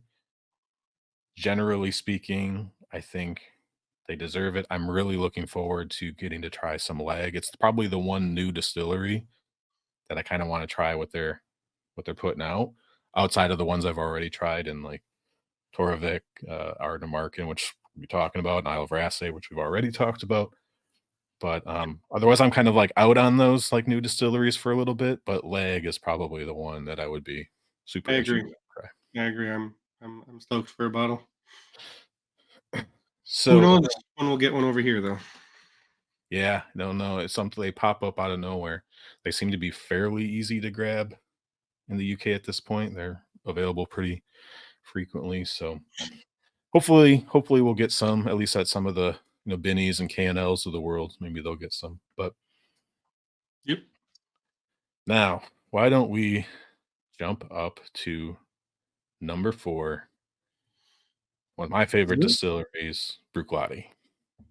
Absolutely. Why don't you give your 2 cents on Bruichladdich, and then I'll finish us off there. Oh boy, Bruichladdich. You got the new 18-year-old ready to go, or So I know you. I own it. It's Yeah. not the bottle I brought over here. Oh, But yeah, no, I am all in on Bruichladdich as a distillery. Absolutely in my top 5. Um, Interestingly enough, I believe my introduction to it was again from you. Um, Most notably as a Christmas gift. I want to say 2 years ago now. Um, because you knew I was a big peat head. And I was into my Ardbegs and my Islas. You gifted me uh, the OLC 01. It's just one of the ooh, special I think port that styles, was isn't it? ah, I got you the 16-year-old Fagile bottling a couple years ago. That's either way. Um, I mean, it doesn't Could have matter, but yeah, sworn that you got me the I think you OLC. were already head over heels in love with the OLC, but I thought you bought me the OLC. Either way, it doesn't I matter. might have. Who knows? Yeah, My possibly. first bottle was the OLC um, 01. I believe that was even before I had tried the Port Charlotte 10 or even the classic Laddie. Um, and that, I mean, still to this day is one of the best first experiences. Like, I fell in love with the OLC immediately. Yeah, that's a good one. So much so that I bought like the next 3 or 4 bottles in that series. The OLC is like the Oloroso cask, but then there's the or PMC. There's a I forget all the acronyms. Yeah, MRC. I have that MRC. There was an SC, and then I think there's a yeah. I can't remember all Yeah, the so I've got a bunch acronyms. of those. Yeah. But yeah, no, I've gone through uh, I think 2 bottles of just the regular 10-year-old now of the Port Charlotte. I've gone through a classic Laddie bottle. Um, I've owned the 2 or 3 Octomores.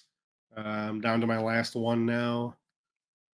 And you were gracious enough to let me try a sample of your Black Arts from 3 or 4 years ago, whatever it's been now. And The all of Focal it's one. just been absolutely incredible.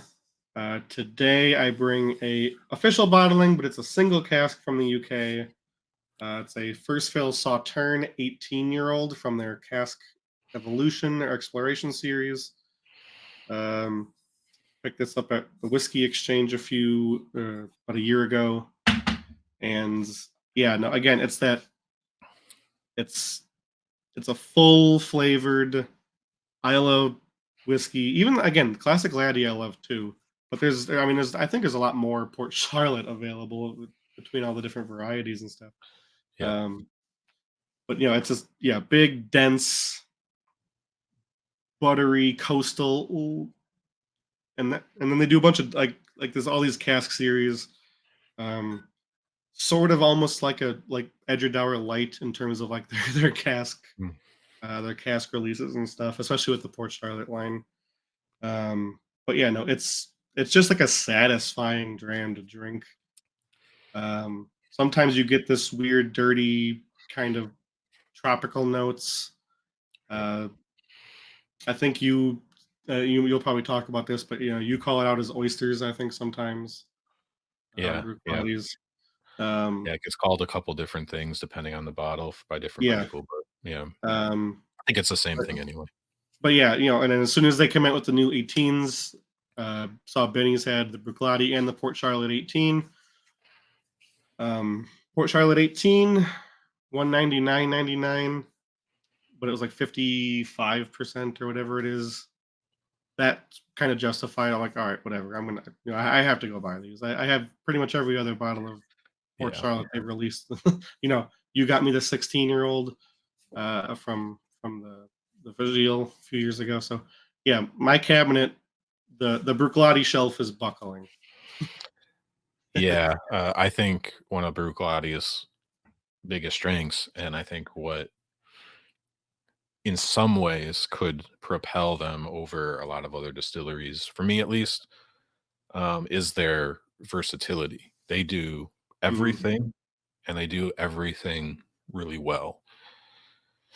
Um, so I'm a huge Bruichladdich fan. No question, top 10 distillery for me. It's a distillery I fell in love with conceptually immediately, just hearing about the distillery. Yeah, I've yeah. written blog posts on it. See, it helps that there's two like romanticized documentaries about Yeah, this yep. distillery It too helped that that that really certainly help draw helps. you in for sure. It solidified it for sure. But like, yeah, even just like watching like the Whiskey Vault right away, and they were talking about like the black art and the Octomore, and it's like the way they talked about it just seems so like cool, interesting, badass. I don't know. And I even wrote a blog about it, and I haven't written I haven't written many blogs, but whiskeyagainsthumanity.com, you can go read it if you want. This like initial stupid story that very early on in my whiskey geekdom, kind of looking back on it, it's funny, but also like telling. So, but the Bruichladdich, the classic laddie is good. I just got a new bottle of that, and it'll be a review, probably a Thursday review at some point. I have already done a review of the new 18. You can go check that out. I'm drinking it a little bit right now, and it is very, very good. I have had some pre-revival bottles, so stuff that was distilled pre 2001. So actually, it would have been distilled like probably pre was it 95? I just researched this when it got mothballed, and that reopened for a little bit in 1998, I think, for a few months, and then it closed down again until 2001 when uh, Mark Rainier and a bunch of investors reopened it, and then they hired Jim McEwen and the whole story. And you can learn about that story in the aforementioned documentaries. But they do the Bruichladdich line, which is completely unpeated.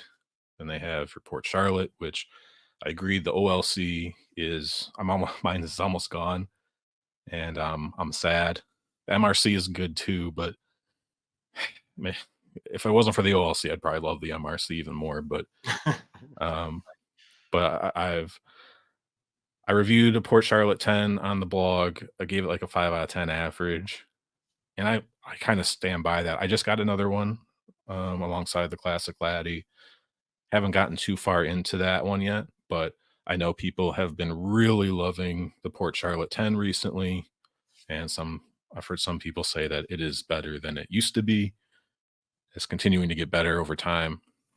So we'll see. I've had like only like a dram or two out of that bottle, but soon, soon there'll be a review, at least an initial one. And then they have Octomore, which are hard to justify buying at this point.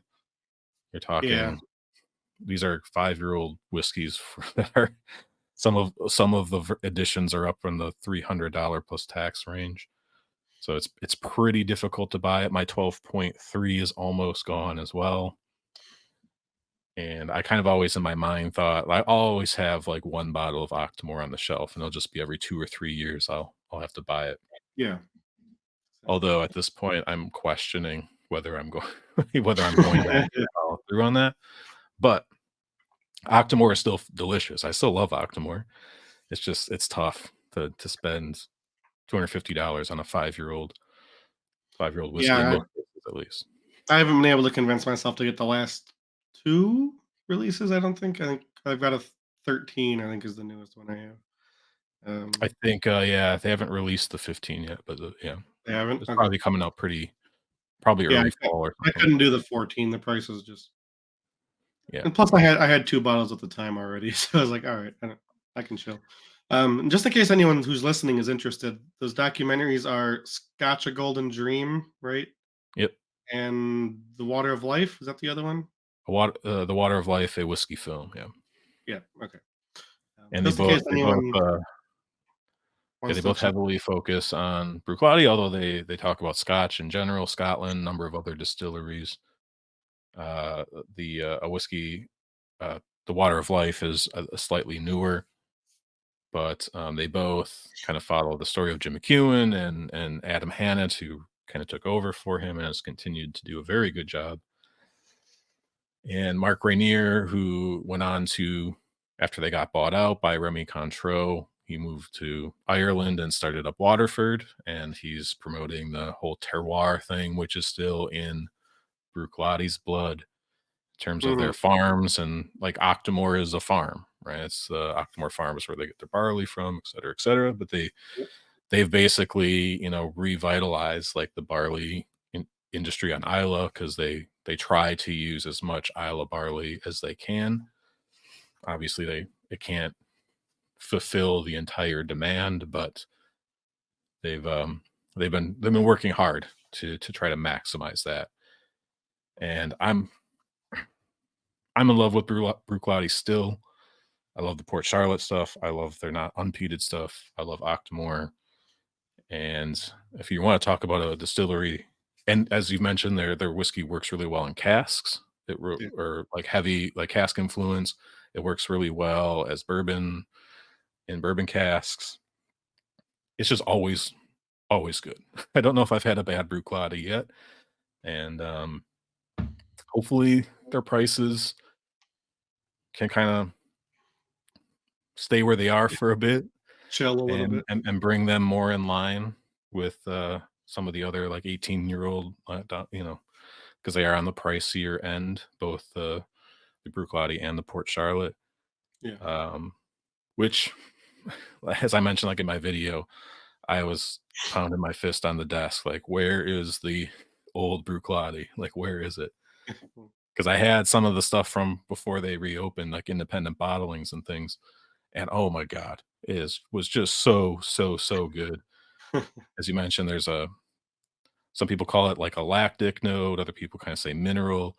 That one, like, 20-year-old Cadenheads bottle, it just smelled like fresh, like, oysters, like you would order, like, a oyster platter at a bar. It just had that maritime brininess to it, and ended Yeah. up by the time that bottle was gone, it's one of my favorite bottles I've ever had, and it's utterly oh, man, you wanna talk about a bottle I'd love to get another one of. I would overpay for that one. But, Sure. yeah, I mean, I could go on with about Bruichladdich all day. It's right there, and I know I kinda talked like Ben Nevis and Kleinlich in the last episode being, top 2 Kleinlich, like, top 2 as in terms of a ceiling. Bruichladdich is, like, right there with them, and maybe, like, from their just incredible versatility and their dedication to natural ingredients and, like, local ingredients and really trying to Right. capture the essence of Islay, whether it's peated or not, is, like, I think, extraordinarily admirable and results in you can taste, like, how much one of the distilleries, you can taste how much they care about their whiskey. It's Yep. Bruichladdich. Plus, I don't think they release anything less than 50% ABV. Yep. Is that right? Correct, Yep. yeah, and they give you a ton of information about the each batch of bottle, like, you can, they make it a little hard on you, you kinda gotta know about it, Yeah. But at the bottom of the bottles, there's a little code that if you go and you click through a few screens on the website, you can find a box, type it in, and they will give you a ton of information about the casks that went in to make that batch, even their non-age stated stuff. You can find out what the youngest whiskey is, which would be the age statement. Yep. It's like my current classic laddie is 8 years old. Because I looked it up. I think an older bottle I had was only 6, but they're blending for taste, not necessarily, which is why they don't put the age statement on the bottle. Right. Yeah. Okay, so because it doesn't matter to them, they blend barrels until they get what they want and they release that. So which is fine. Um, I need to shut up about Bruichladdich. Anything else you want to say about them before we No. move on? In terms of the Dramface thing, number 4, Yeah. um, yeah, I'm not surprised at all. Um, maybe no, that seems about right for me. I'm actually maybe surprised that they're that high to the general public.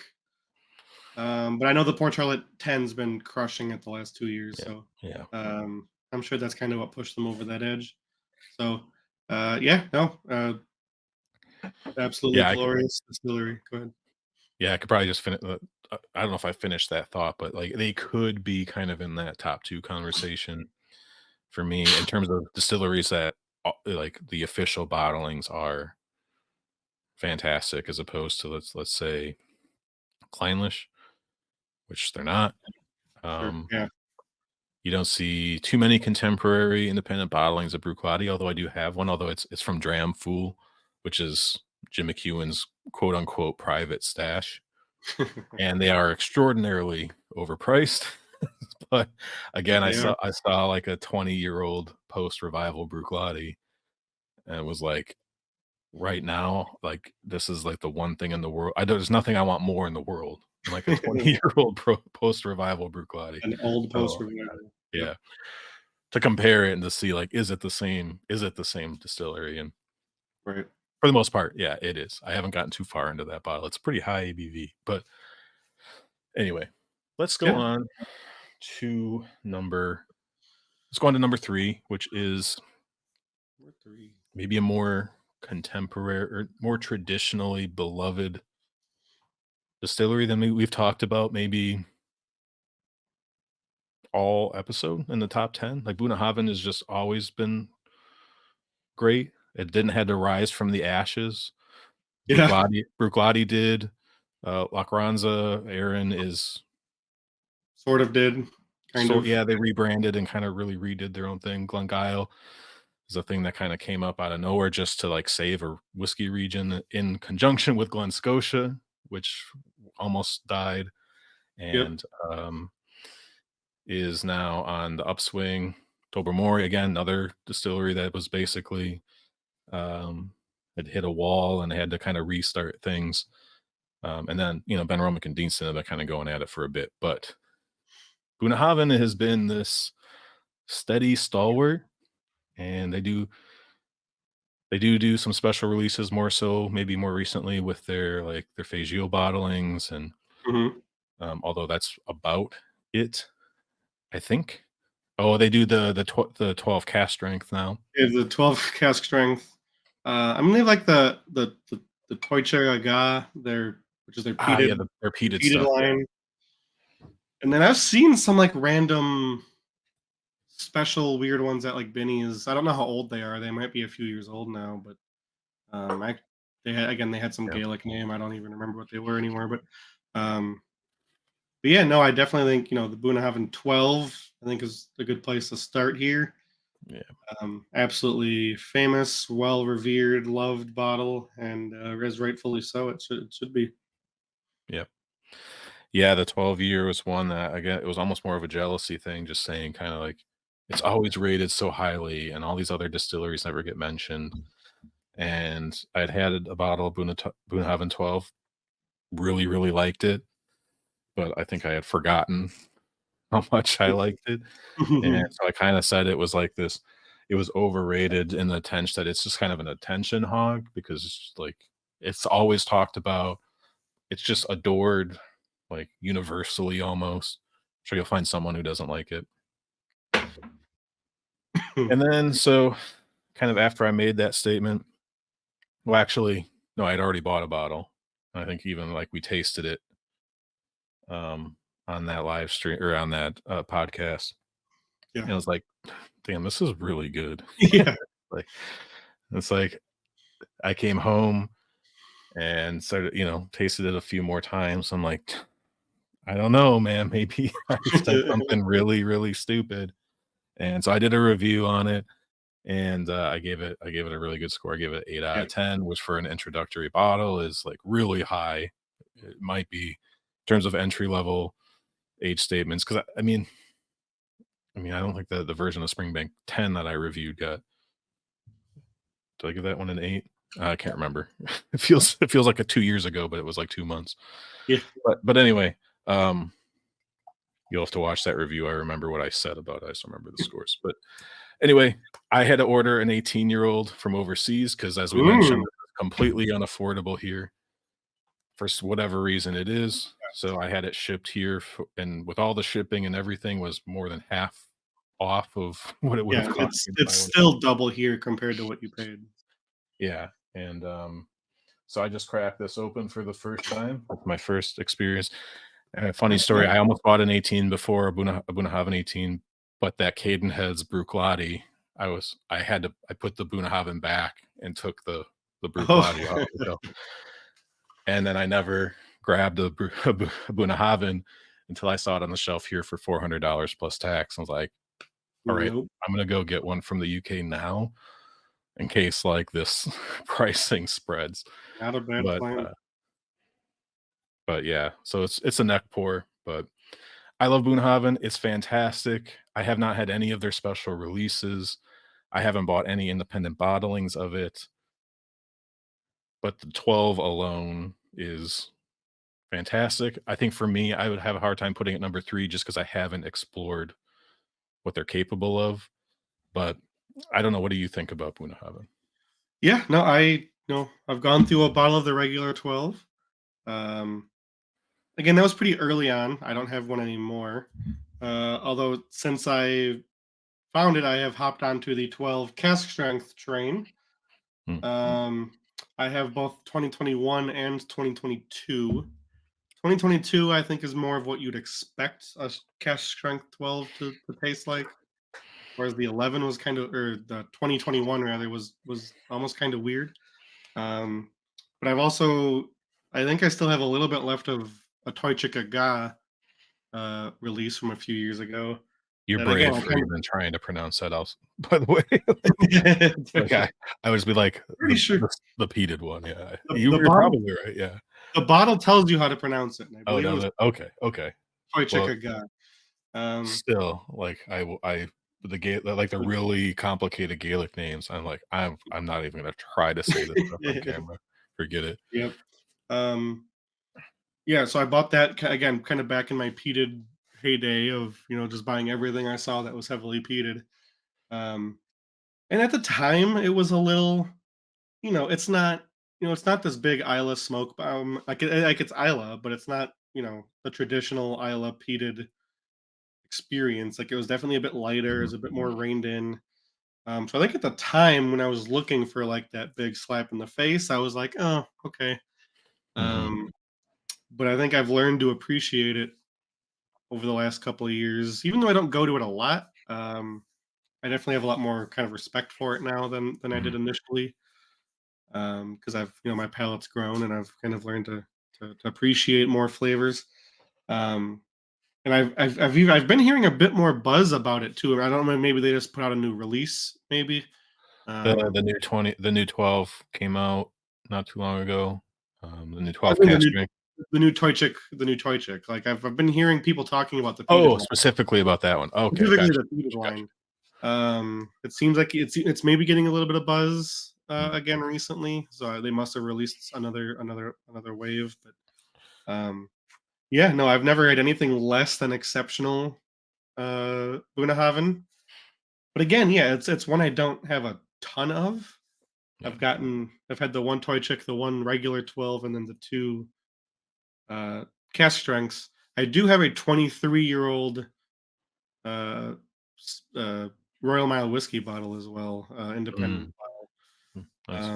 that I've cracked, but I haven't gone into it enough. It's also Gotcha. it's 20. I think it was 23, but it's 43%. But I believe that's natural cask strength. Yeah, think you're So right. I kind of it can be kind of hard to fit into my night. Either I've got to start with it, or I've got to I've got to get to it Mhm. early Yeah, before yeah. it maybe gets drowned out by bigger, beastier stuff. So, Yeah, um, stuff like that. It's like it's the high age statement makes you wanna do it, like, once your palate's warmed up, yeah. then the lower ABV, even though some of those are still very, very full flavored because 'cause they're Oh, cask and strength, they're yeah, not mhm, diluted, but, like, at least mentally, like, yeah, it's like exactly, you kinda gotta plan it out, like, where you're gonna drink it because exactly. it's, you don't wanna, like you wanna enjoy it as much as possible without kinda killing your taste buds or your palate. Yeah. Um, but I agree, like, I haven't explored it a lot because we get, obviously, we get the 12, which is readily available. We get some of the peated versions, as you were mentioning, non-age statements. We get the 18, which is now un unobtainable at this point, without ordering overseas, and we've been getting the 12 cask strength, although limited numbers. I haven't bought one of those yet. I would have bought batch 2. I don't think I ever saw one. Um, part of my brain says you did see one and you didn't buy it, and if that's true, like, I hate that version of me, but, um So we and then, have like, because batch batch 1 say batch 3 is available right now in Binny's. yeah, and it's gotten better reviews than batch 1, but not as good of reviews as Is batch batch 2. They said it's a 2. little bit closer, more towards the batch 1 style, and what people want is they want the 12-year-old, the regular 12-year-old at cask strength. Like, Yeah. just give us the 12-year-old Mhm. and just don't water it down, and we're fine. Like, we're all happy. But they seem to be not Tinkering with it. entirely doing that, or how I mean, who knows what their methodology is, Yeah. but, um, maybe that's what it tastes like. I don't who Yeah, knows? it's at least, yeah, not always what you'd expect if they are But just I would consider getting the 2023. Just right now, I'm being pretty selective with my purchases, so, um, I say that, and then, like, every once in a while, something, like, yeah, completely random will come up, and I'm like, "Why did I do that?" But anyway, I'm trying to be better. the itch comes up. But, like, a lot of the I was gonna say, like, a lot of the independent bottlings that I see here, there's not a ton. They're either, like, the peated, maybe the Stoisha version, like, sometimes they're peated Bunnahabhain in, independent bottlings, it's called Stoisha. Mhm. And then sometimes if you just see a Bunnahabhain, it's like a 10-year-old cask strength in sherry, and, like, I always feel like, is that like, Bunnahabhain's regular releases are so good, it's not a distillery. I'm like, "Well, I have to buy an independent bottling to find out if they actually make good whiskey or not." I know Right. they make Yeah. good whiskey. So, like, I've Yeah. never bought one because it's like it's kind of the same as what I can just buy off the shelf. I mean, it's cask strength, obviously, but, Yeah. like, and they're not usually not very ch they're not cheap. They're usually like a 10-year-old's gonna be like $100 or more. So, yeah, Yeah, it I can be just tough. I haven't dove into the nerdy stuff yet, and the Fagile bottlings are usually pretty pricey by the time they get over here at least, so Yep, haven't done that. absolutely. Um, yeah. Alright. But Um, yeah, yeah, Bunnahabhain. I think number there's some 3. people that would be like, "Oh, they're gonna talk about Bunnahabhain for 45 minutes because it's such a fantastic distillery." I don't disagree with you. I think they just probably deserve to be up here. Again, they're kind of an old school distillery. They do a little bit of experimentation with their Fagile bottlings. It'd be interesting to see them do uh, more, cask influence stuff to see how their spirit interacts with it, just from kind of a nerdy perspective. But they've been Mhm. embracing the peat a little bit more recently. and I think been getting good reactions all around. And another formerly Distell, now CVH Spirits. All three of those distilleries in the top 10. Got to give them a round of applause, just generally speaking. And yeah, I Yeah, mean, that's impressive. if we had more kind of ownership groups like them, we would be extremely happy people. Like we would be things would be so much more like these it would be hard to like sort through the top. I mean, the top 40 list would be like impossible to It like, would be nuts. Yep. yeah. But Bunnahabhain, fantastic. I wish I kind of knew them more, but and I think it kind of sounds like you kind of feel the same way. This 18 neck pour, even the neck pour is very good. We'll have to see over time Yeah. how it compares to the 12. If it's significantly better or not, we'll find out. Luckily, I have a YouTube channel to let you guys know. But let's move on. I Interesting. might, Only 4 votes between this and Bruichladdich. yeah, they are So, very, very, very close. They both dropped a spot to our number two, but which they are hand in hand for me. I think Bruichladdich, as I mentioned, Bruichladdich versatility, the consistency across everything that they do. I would probably have if I obviously this isn't ranked. This is how many times they got put in the top 10. So from that point of view, I think that's fine. I think if I was going to rank them, I would mm, have Body ahead of Bunnahabhain just because of how many different things they do at an extremely interesting level. And for as good as Bunnahabhain is with their primarily sherry influenced whiskey, I kind of enjoy a little bit more of the blending or the refill cast, the bourbon cast. It's a little bit more my style. But yeah, all right.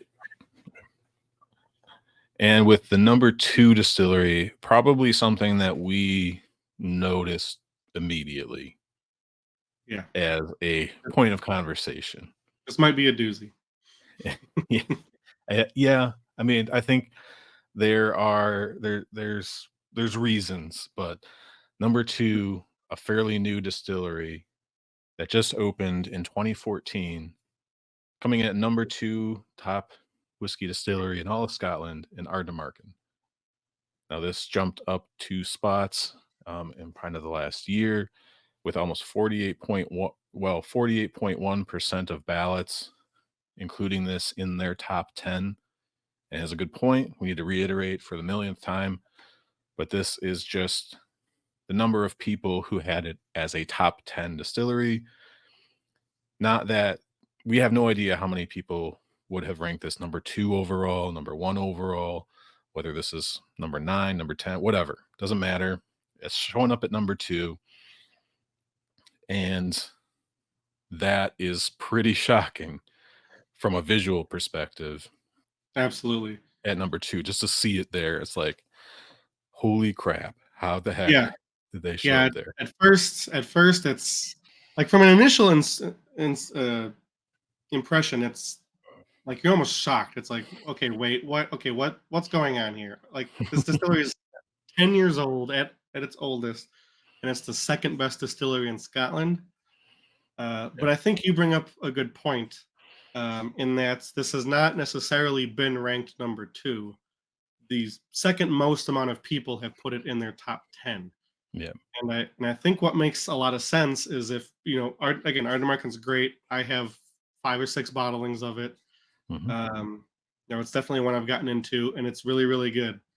Um, and I think there's enough people that are kind of in a similar boat that would be like, yeah, I'll put Ardnamurchan, in their head at, 8, 9, or 10, Yeah. but it's in their top 10. And if Yeah. that fits the way for a lot of these people, and a lot of these people are Yeah. consuming the same kind of online content too, right? If they're on Hmm. Dramface, they're probably watching Aquavite and Ralphie, and they're absorbing all this content that's raving about it, so they're kind of getting looped in. And yeah, Hmm.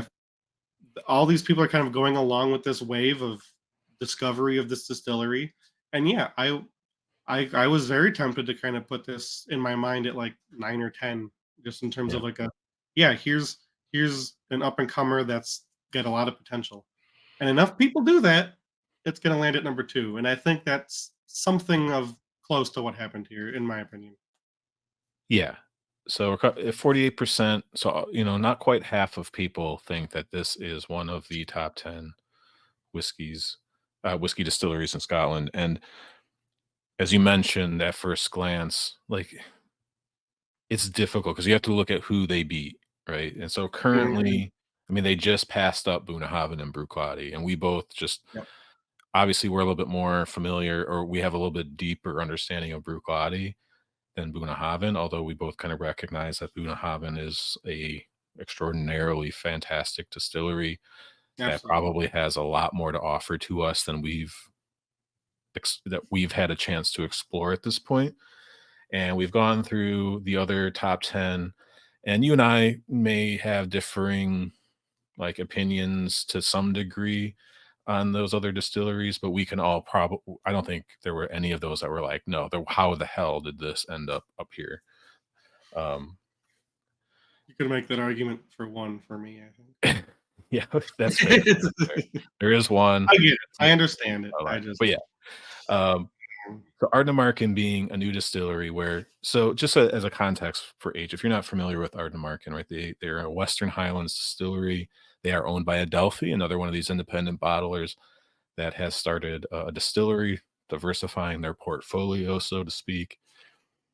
And they have taken a very, s- they have taken a somewhat similar or very similar approach to like a Springbank distillery of trying to do things more hands-on, keeping, they take things a little bit more slowly. They're a smaller distillery. They are only a 500,000 liter a year distillery, so it's pretty small. Not super small, like we've talked about some that are in the like yeah, 20,000, 60,000 sort of range, but so they're a good sized distillery. But they have um so we got a couple of the single cask releases last year that were released through the VPub and Aquavitae. yep, And at the time, I believe it was said that they were the oldest bottles that they had released so far at 7 years. I think they had just crossed the 7 year mark in sounds terms of right. their age. So the fact that a distillery whose oldest expression is approximately 7 years old isn't available everywhere. It's available here fairly, like the regular bottlings are available in the States. Their cask strength releases are available in the States, excuse me. You don't see too many of the single cask bottles here, although I do have one, and it's like the one bottle that I might just keep for an investor's item because like at this point, it's like, all right, I have like you, I have a whole shelf full of Ardnamurchans. I'm like, it's not going to be that good where I have to drink it, and it's possible that like it was the first USA only cask I think that was yeah, released. Anyway, that's besides the point. Um, but I'm a huge fan too. I think is what I'm getting at. They make out of the new distilleries, they're one of the older ones, but they seem to have really nailed the philosophy in terms of making the best possible whiskey they can. They pay attention to environmental things. yep. They do a nice mix of like peated and unpeated spirits that they can kind of play with, so you can get, especially in a single cast, you can get a pretty wide variety of Yeah, experiences. yeah, Um, they're one of the few distilleries where um, you don't really know like what to expect on a peated level when you buy a bottle. Like it could be not peated at all, or it could be relatively heavily peated. well, the good Um, news is that they and have the QR codes. yes, yeah, you can always find out if you're willing to do the research. But So we talked about Bruichladdich, and I guess they kind of pioneered this approach, but they make it kind of hard on you. You kind of got to know about it, and then you can do it. Erdemarkin just has a QR code on the back of the bottle. You scan it with your phone, and it tells you every single thing they are legally allowed to tell you. Well, legal what under the Scotch Whisky Association regulations. yes, Like they tell you stuff you don't know was a piece of information you could have. it was just it's probably irrelevant to you in some cases, but they use I think they use the blockchain to like keep track of each individual cast that they make or something like that. It's like Yeah. it's crazy. It's crazy. Although I've had almost kind of middling luck, with a few of the bottles that Oh I yeah. scanned the QR code and, like, there was like, the link was broken. Like, Oh, hmm. um, like 2 I don't. different bottles, like, 2 years ago, I would scan it for, like, months. I kept trying to scan it, and the link Oh, was that's always broken. unfortunate. Yeah, I Yeah, wonder what's up with that. Maybe it's I don't know. similar to me and my Isle of Raasay, where like we got like just a bottle with no batch number on it, and now I don't know anything about the bottle. But Yeah. that's anyway. Let's talk about Ardnamurchan and their spirit. It's we both really like Ardnamurchan, but Mm, seeing at number two, the thing you can say about Bunnahabhain and Bruichladdich and pretty much every other distillery on this list outside of Dornoch, which we talked about, you have to check that. I think that was episode one, but yeah, it must have been. they Yeah. have a track record of decades. Like a lot of them have been open for 150 years, stuff like that, 200 years. Now, that wasn't always making single malts in the way we understand them or know them now. Sure. Although they claim, their history back to that, and that's perfectly their right. Although you have to wonder how much it matters now. But so for a distillery to come in and say we're the number two distiller, or for this poll to say they're the number two, and like as we've mentioned, it's just a tally of votes. But um, I think that's the thing for me. It's like, yes, I mean, out of any distillery, maybe they make the best 7-year-old whiskey out there. Maybe. I mean, Port. I mean, we talked Maybe. about some of these other like Port Charlotte, like some of that stuff is like 9 years Octom old and that sort of thing, like not super old. Octomore? Yeah, Octomore's 5 years old, although it costs significantly more Yes, it than does. Yes, Ardnamurchan. it does. But so it's like, and they're making a very unique, but also like kind of true to their roots, Western Highland, mineralic, smoky, peaty. Um, in 50% of the case, at least, because not Yeah. everything's peated, but they're known for their mineralic content. So if you really like that kind of wet rock sort of vibe, you get a lot of that in Ardnamurchan. Yep. And I think from a philosophy perspective, they're well on their way. I think Oh, yeah. from the quality of the spirit that they're making, they're well on their way. It's just difficult for my brain to see it number two when the oldest whiskey I can get from them is 7 years old, and it's a relatively limited selection at this point. Yeah, like, like, again, that bottle we're referring to was not, like, a general release. You had to I mean, I guess it was, but you had to go you'd either be on Roy's Patreon Oh, or a yeah, member the on single cast, YouTube, the and then 7-year-olds. I think a few bottles were just released to the public, maybe, like, Yeah, if they didn't yeah, there were 2 casts, they might not have sold yeah, out. So there may have been a few extras that got snapped up less than pretty fast. 100 were put on Royal Mile But or whatever website it yeah, was. I think Um, I was through Royal Mile. But, but um, so I don't know, yeah, like, I've thought a lot, as I kind of was mentioning before, I think when we went live, it's like we've had a kind of a month or more to think about this and kind of go through the process of like, okay, maybe no one thinks it's number 2 overall, but and maybe some people do, and I guess that's fine, obviously. But I think this is a very strong recognition of the philosophy, the direction, and their ability to make very good, interesting whiskey at a very young age. Um, and because particularly it wasn't long ago where if it wasn't 10 years old or more, it was, it was gonna be looked down upon. particularly one thing I wanna point out that's I think a good thing for Ardnamurchan is that usually when you hear about these young distilleries being very good, they're in these half-filled Oloroso sherry casks, or Yep. they're in these Ardnamurchan doesn't really do that. Or heavily peated too, yeah. Yeah, yeah, like, it's not heavily peated, and usually their casks, if not bourbon, they're at least it's generally a mild Yeah, influence. I haven't. Um, so for them to be getting these sort of rave reviews without resorting to these casking Yeah. tricks, I mean, yeah, um, this is one of the regular releases. It's not a newer one because it still has the date code on it. Sure. but like this looks bourbon to me, Yeah. right? Like there might be some sherry in here, but it is a small amount. So they aren't Yeah. relying on cask influence or super heavy peat to like cover up the fact that they're ultra young. Yeah, So and so, you're right. yeah, exactly. To be getting the quality and rave reviews that they're getting without resorting to that kind of stuff is even more remarkable. So, Yeah. all the So props in the world to this distillery. yeah, Um, I'm looking forward to 12-year-old Ardnamurchan, 15-year-old Ardnamurchan, maybe someday 18-year-old if it's affordable. But I think they've kind of some of these younger distilleries haven't really committed to doing like regular traditional age stated releases. Most of them are small. They're at a point in their life cycle where they're trying to meet demand and bring in money to get themselves like going and make sure their investors and things are taken care of, which can suck, but it's also like that's the way the world works, right? So I think I recall a comment from Rory a year or two ago that Ardnamurchan says that they don't plan to put age statements on any of yeah. their bottles because you can find it all through the QR code.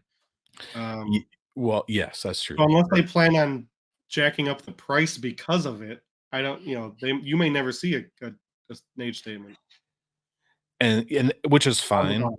I On the just bottle. think, like, because at some point, it's like, okay, if maybe you haven't named something else and, like, that that name is gonna be kind of in the 14 to 16, 13 to 16, something like that, like, Yeah. this is gonna be an older expression, but it almost seems like if they wanna get to the point where they're gonna charge a price that makes sense for them for a 15-year-old-ish whiskey, they have to put an age statement on it, otherwise people are gonna look at it and be like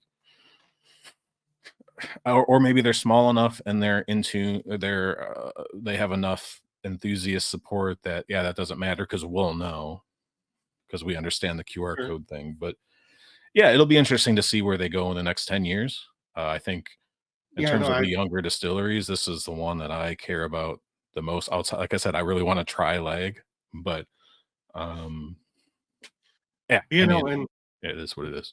in 10 to 15 years, I would not be shocked if they're still here. Oh, And I hope Arnemark, they are. yeah. And I hope they are at number two. Oh, Um, yeah, yeah, but like I say, the future's, we'll see where everything ends up and where everything lands yeah. and what they So I decide to think do. But so it sounds like for us, we're both like the being in the top 10 totally makes sense. Even if maybe right now I like some of the whiskey from other distilleries a touch more, at least in terms of the ceiling, yeah, which we've I talked mean, about, but it kind of sucks to say that it's so good for its age because it is just really good. it is good whiskey, yeah. Um, but if I'm comparing this to this 18-year-old Bruichladdich, like, yeah, I'm gonna go with the Come on, Bruichladdich. yeah. It's Yeah, right. yeah, it's a hard and almost unfair comparison to make. Well, Um, like I said in my Isle of Raasay review, which that was younger. Again, I don't know the exact age because for whatever reason we got stuff without a batch number on it. But it was like, this is good. It's interesting. It's clearly very young whiskey,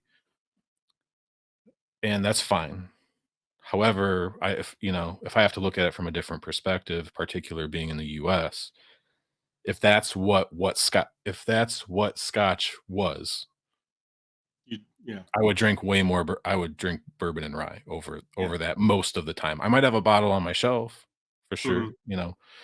but, like, you drink Scotch for a reason, and that's the complexity, the subtleties, the richness, the just, you know Yeah, 4-year-old spirit generally yeah. doesn't have that, so I get Yeah, it. I mean, and I like the Isle of Raasay bottling, but yeah, like I said, it's interesting, it's a snapshot in time, it's part of the story, it's a very unique thing that we get to take part of, and that's learning a distillery as it grows and matures, like, I mean, like, imagine getting the first 4-year-old Springbank or something like that, and just being able to watch a distillery over decades.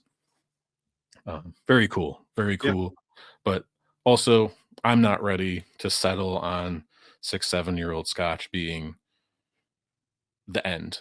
So Yeah. I'm hoping Ardnam Market has enough stock to give out some, uh, 10-year, 12-year-old at least let's start there and Mhm. just to see where that's at. Again, that's kind of at least mentally where things kinda really start to pick up and that distillery character and matures.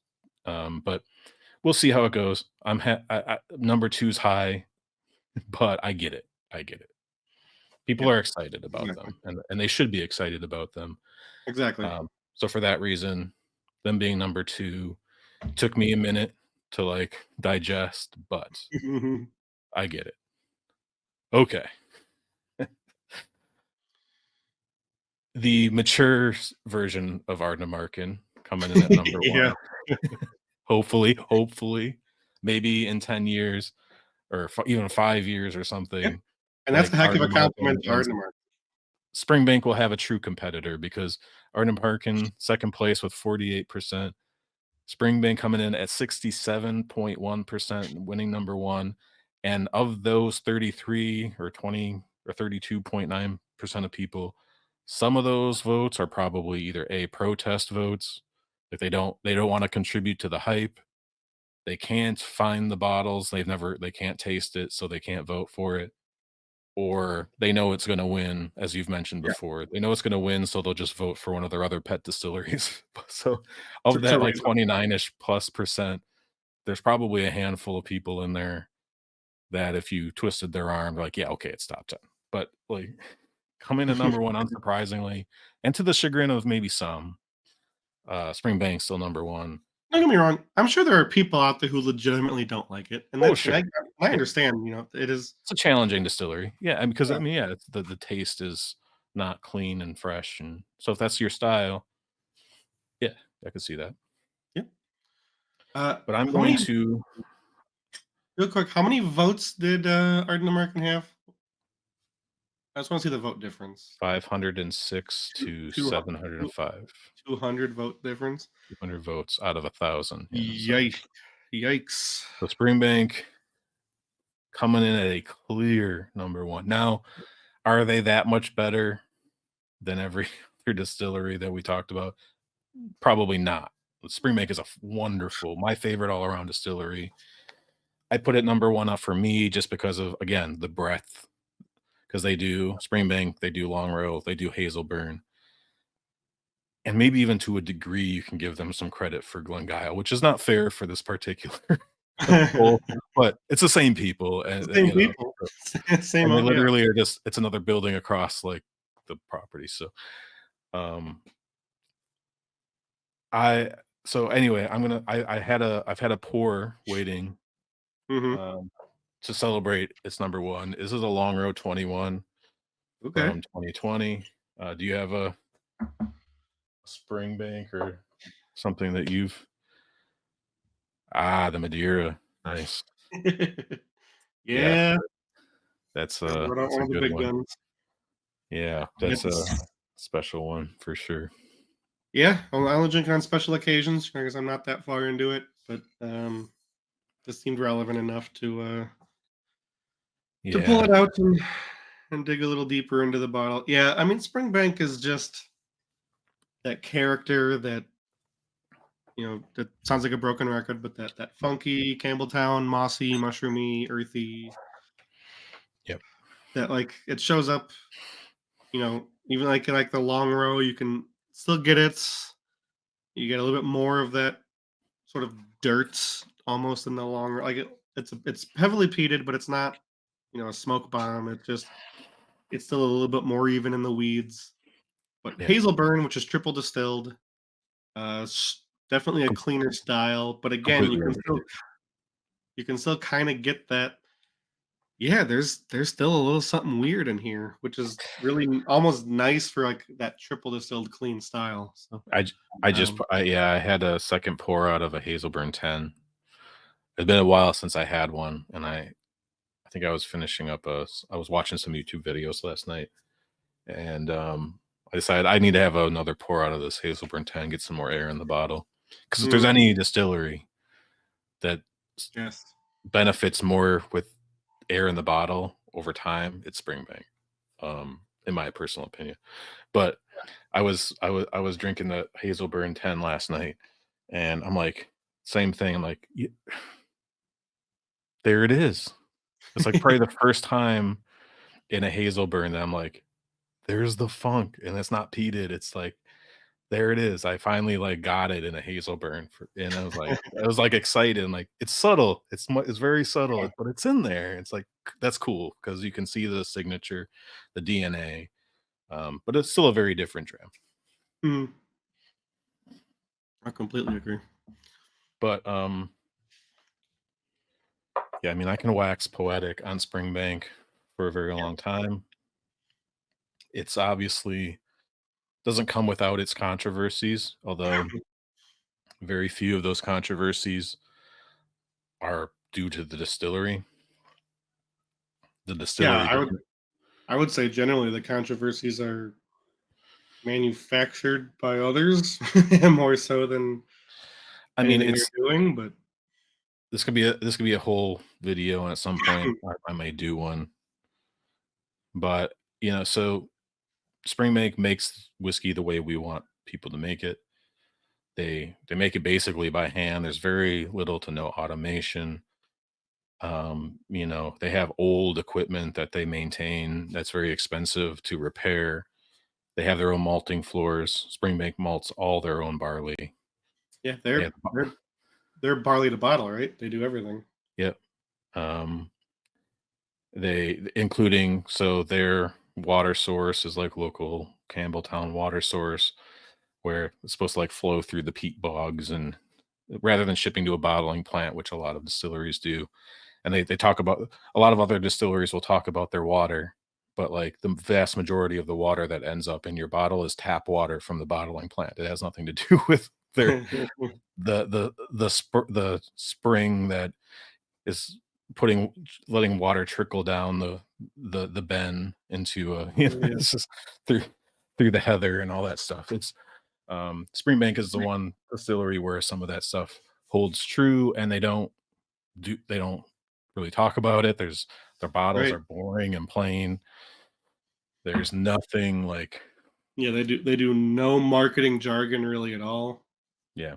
Yeah, you go to Right. their website and they talk mostly about the people that work there, about the town of Campbelltown. They don't even like mention their whiskey almost ever.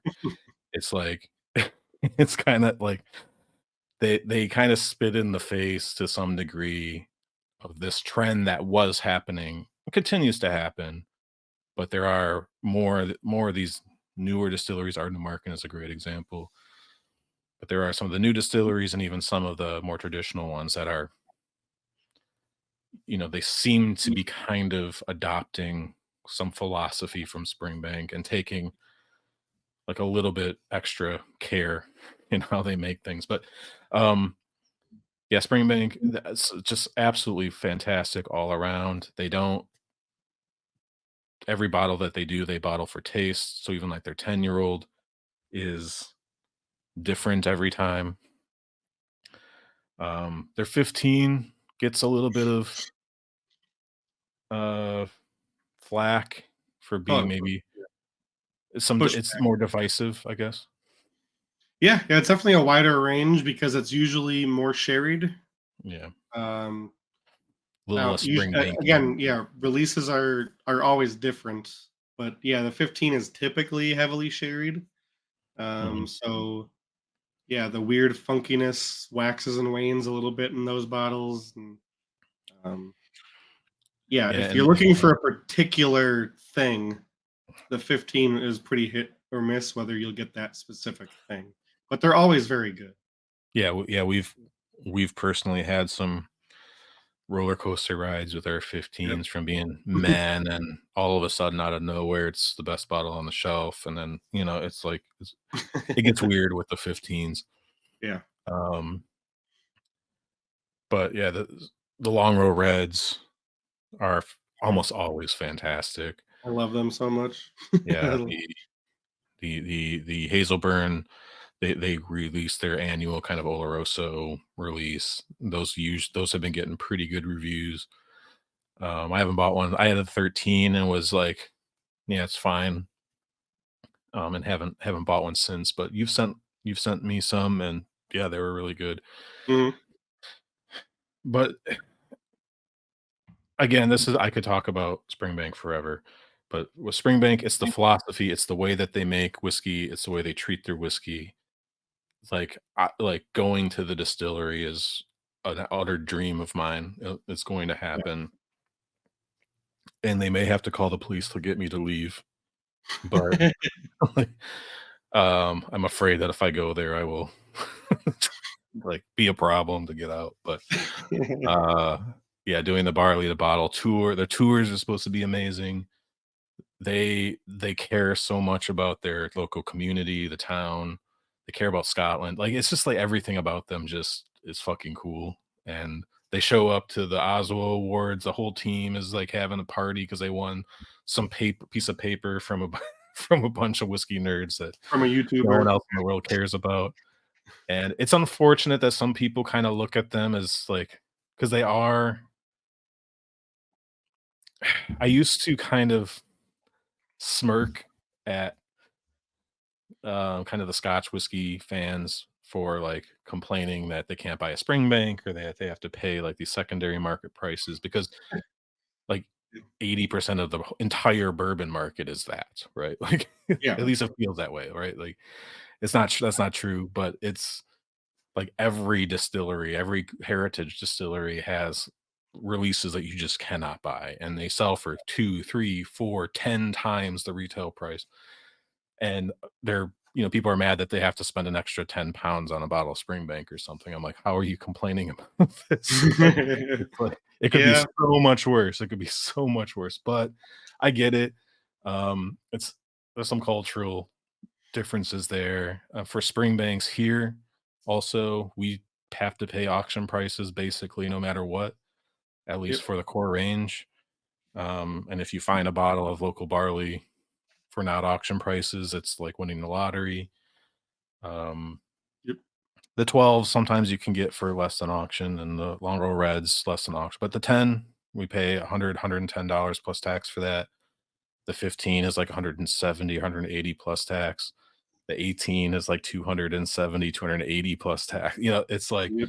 we're already paying auction prices. So for us, if we want a bottle, we either have to fly for a good price, we have to fly to the UK, which Yeah. It's no obviously, longer a that's good not a price. real great deal. Or we can just buy them from our local store or just order them from auctions because it's the same. Yeah. And that's not Springbank's fault. I know for a Yeah. fact that is the Importer. importers, at least from what I've heard from store owners, because it's definitely not Springbank. Springbank will like stop selling their whiskey to shops like in the UK if they find out that they've been raising their very fair RRP prices, which Mhm. are readily available on their website if you want to go look. Um, so I don't know. There's like everything that Springbank does is like right. I can complain about the way people think about or even like taste Springbank. Sometimes some of the reviews like make me mad, not because I think the whiskey that they're reviewing is fantastic, but just what I always hear is like, "Oh, this whiskey doesn't have enough Springbank in it." And I'm like the Springbank character. It's like, "Yeah, but it's like you can't see through the bottle. Like it's so dark. Of course you're not gonna be able to like, Yeah. do you not know what you're buying?" Like, oh, like if you wanted something that's super Springbanky, then you should buy one that you can like light can travel through the bottle. Like if you seriously. And then even those like the 10 PX from a couple years ago that I overpaid for. If you add water to it, some Springbank comes out. So it's like you gotta be willing to play around, but, um, Yeah, exactly. I'm gonna talk about Springbank forever, so you wanna say anything else about Springbank? Otherwise, maybe we can Not wrap it up. really, not really. Like I said, it's my number one distillery too. Um, Although it did take me a little bit to get Yeah, there. I know a you little bit were of a kind of journey, but yeah. relentlessly sending me Springbanks in the blinds until I Yeah, he's agreed to like them.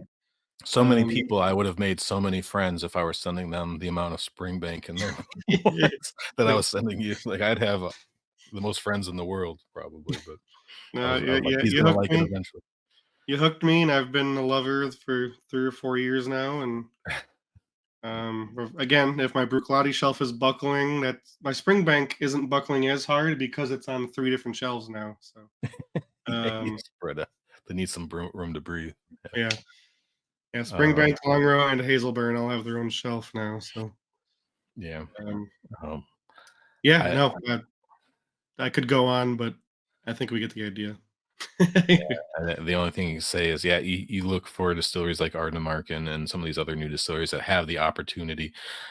It's hard to ask them to make whiskey like Springbank because it's so inefficient, Yeah, especially when you're a new distillery and you already kinda have to charge a little bit more. You're small, you're new, you have a lot of costs you need to, like, catch up with, yep. you Takes know, a and long time to make your money back. yeah, it takes a long time to and so, like, yeah, Springbank, maybe they can sell stuff for cheaper because they haven't had to buy a new mill in 150 years or something. It's like they Yeah, use the same thing that they can unless it's, like, completely impossible.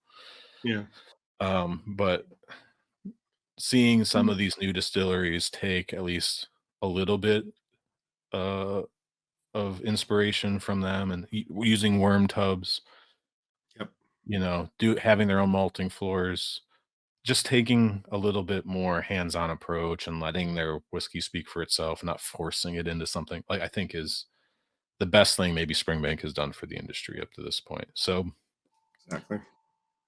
Yeah, and with 200 more votes than second place, I think it's gonna be number 1 for a long, long time.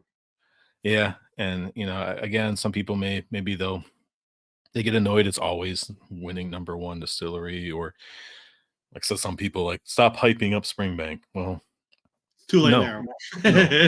Like, A, no, and B, yeah, it's too late, right? The secret's And out. yeah, the biggest issue I think for me is it's become a investor's item. Like, I follow some investment channels and that sort of thing, and they talk about Springbank in the same way that they can talk about Macallan's and that sort of thing, and that's where your heart kind of Kinda hurts a little. hurts a little bit, and it's like, and hey, Springbank deserves it more than probably Macallan does, at least in the modern day. Um, at least that's kind of the impression that I get from people who know. I don't drink a lot of Macallan myself, but it's like, "Oh, no, they've they found us." We were sitting here enjoying this tiny little thing, and now it's out into the rich people are after it, and it makes it really difficult for us. And even when people are out there buying bottles that they're flipping for, a small profit. And that's always like, why are you you can make more money working at like the fast food restaurant per hour, but Mhm. it's what they're doing. And it's unfortunate, but at least I've been exposed to the bourbon community for a long time, and for me it's like almost like it doesn't hit me as hard, Yeah, other than the fact that I can't ignore Springbank like I can ignore some of the bourbon releases and things. It's because everything they release I want. So I yeah. just have to deal with that. I've gotten better. I've gotten better at just saying, and I stocked up on like the 10, and I stopped even looking for local barleys and that sort of thing. So I've reached a point of contentness to a degree, but Yeah, I'm always on same. the lookout. All Yeah, I'm right. actually yeah, go ahead, yeah. Oh no, I was going to end things if you got something else to say. I was just gonna say, I'm actually proud of us both for neither one of us have bought the Paulo Cortado one yet, so No, no, I did the PX. And I it's enjoy it. And I said, yeah, I'm not doing it again. a So triumph of will that neither one of yeah, us have bought it yet, so yeah, yeah. It was the only reason I even bought that is because I didn't buy a bottle of whiskey for like 5 months.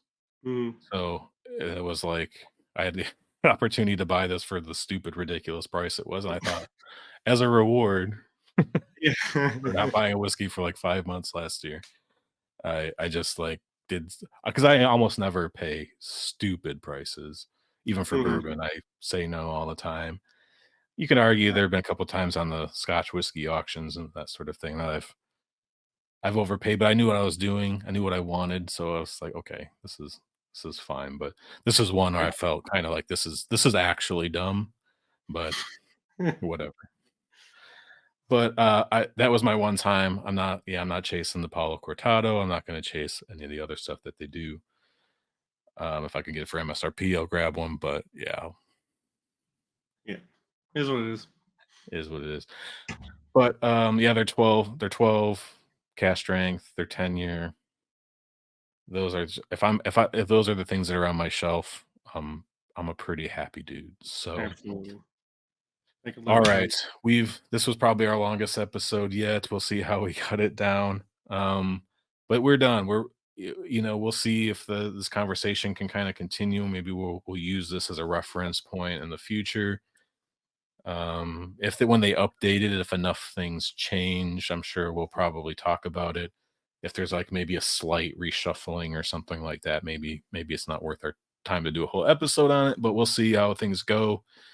I'm excited to see as this thing spreads and the more people vote and we get a wider swath of like whiskey drinkers, like how does the dust settle when there's 5,000 votes on this thing? So Absolutely, I'm looking forward to that. I think it's cool to kind of see the evolution of this, and as it breaks out of a pretty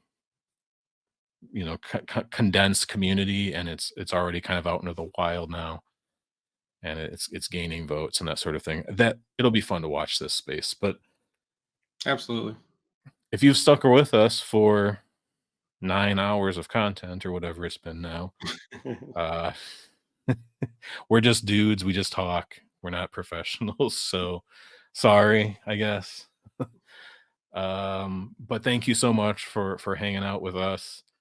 I can't promise a weekly episode of this podcast. I don't know. Maybe sometimes it would just be me. Maybe at some point, who knows? I have no idea. We'll This figure wasn't it out. supposed it wasn't supposed to be a thing, and maybe it's kind of a thing now. But um, you'll this won't be the last Gotcha. time. But I can't promise anything. Every a weekly thing. Check us out on the podcast networks. Follow us and subscribe on YouTube. Throw us a thumbs up. Give us a comment about what you thought of this entire top 40 thing. And are there any major changes that you would make? And did they completely is your favorite distillery just not even in the top 40? Like did Yeah, share your 10 distilleries below. Let us know what you think. yeah. And if you haven't voted on this yet, please it doesn't cost anything. So the website is completely free. You can do an optional thing to pay them money, but it's like just a donation essentially. I don't even know if they have any incentives. Um, You get their podcast early, and I think you get a newsletter if you yeah, pay the okay. $3 a But month or whatever it is. but the site is like completely free. Yep, Vote, please vote because it's so much better when the more people vote. You don't have to vote for 10. You can vote for yeah, 3 if you want. So, yep. and you can update it whenever you want. Again, they aggregate the data on a unset schedule at this point. But If you don't like uh, Springbank at number 1, get 200 of your best friends, it'll knock it down to number 2. knock it down to number 2, And our Demarcan will be number 1, and that'll be and then we'll be even more mad. yeah. I God bless our Demarcan. But thank you everyone for watching. Stick around. There'll be more episodes. Maybe not every week, but we're gonna try. Uh, and cheers. Thank you, Yeah, everyone. Bye. cheers. Thanks for watching.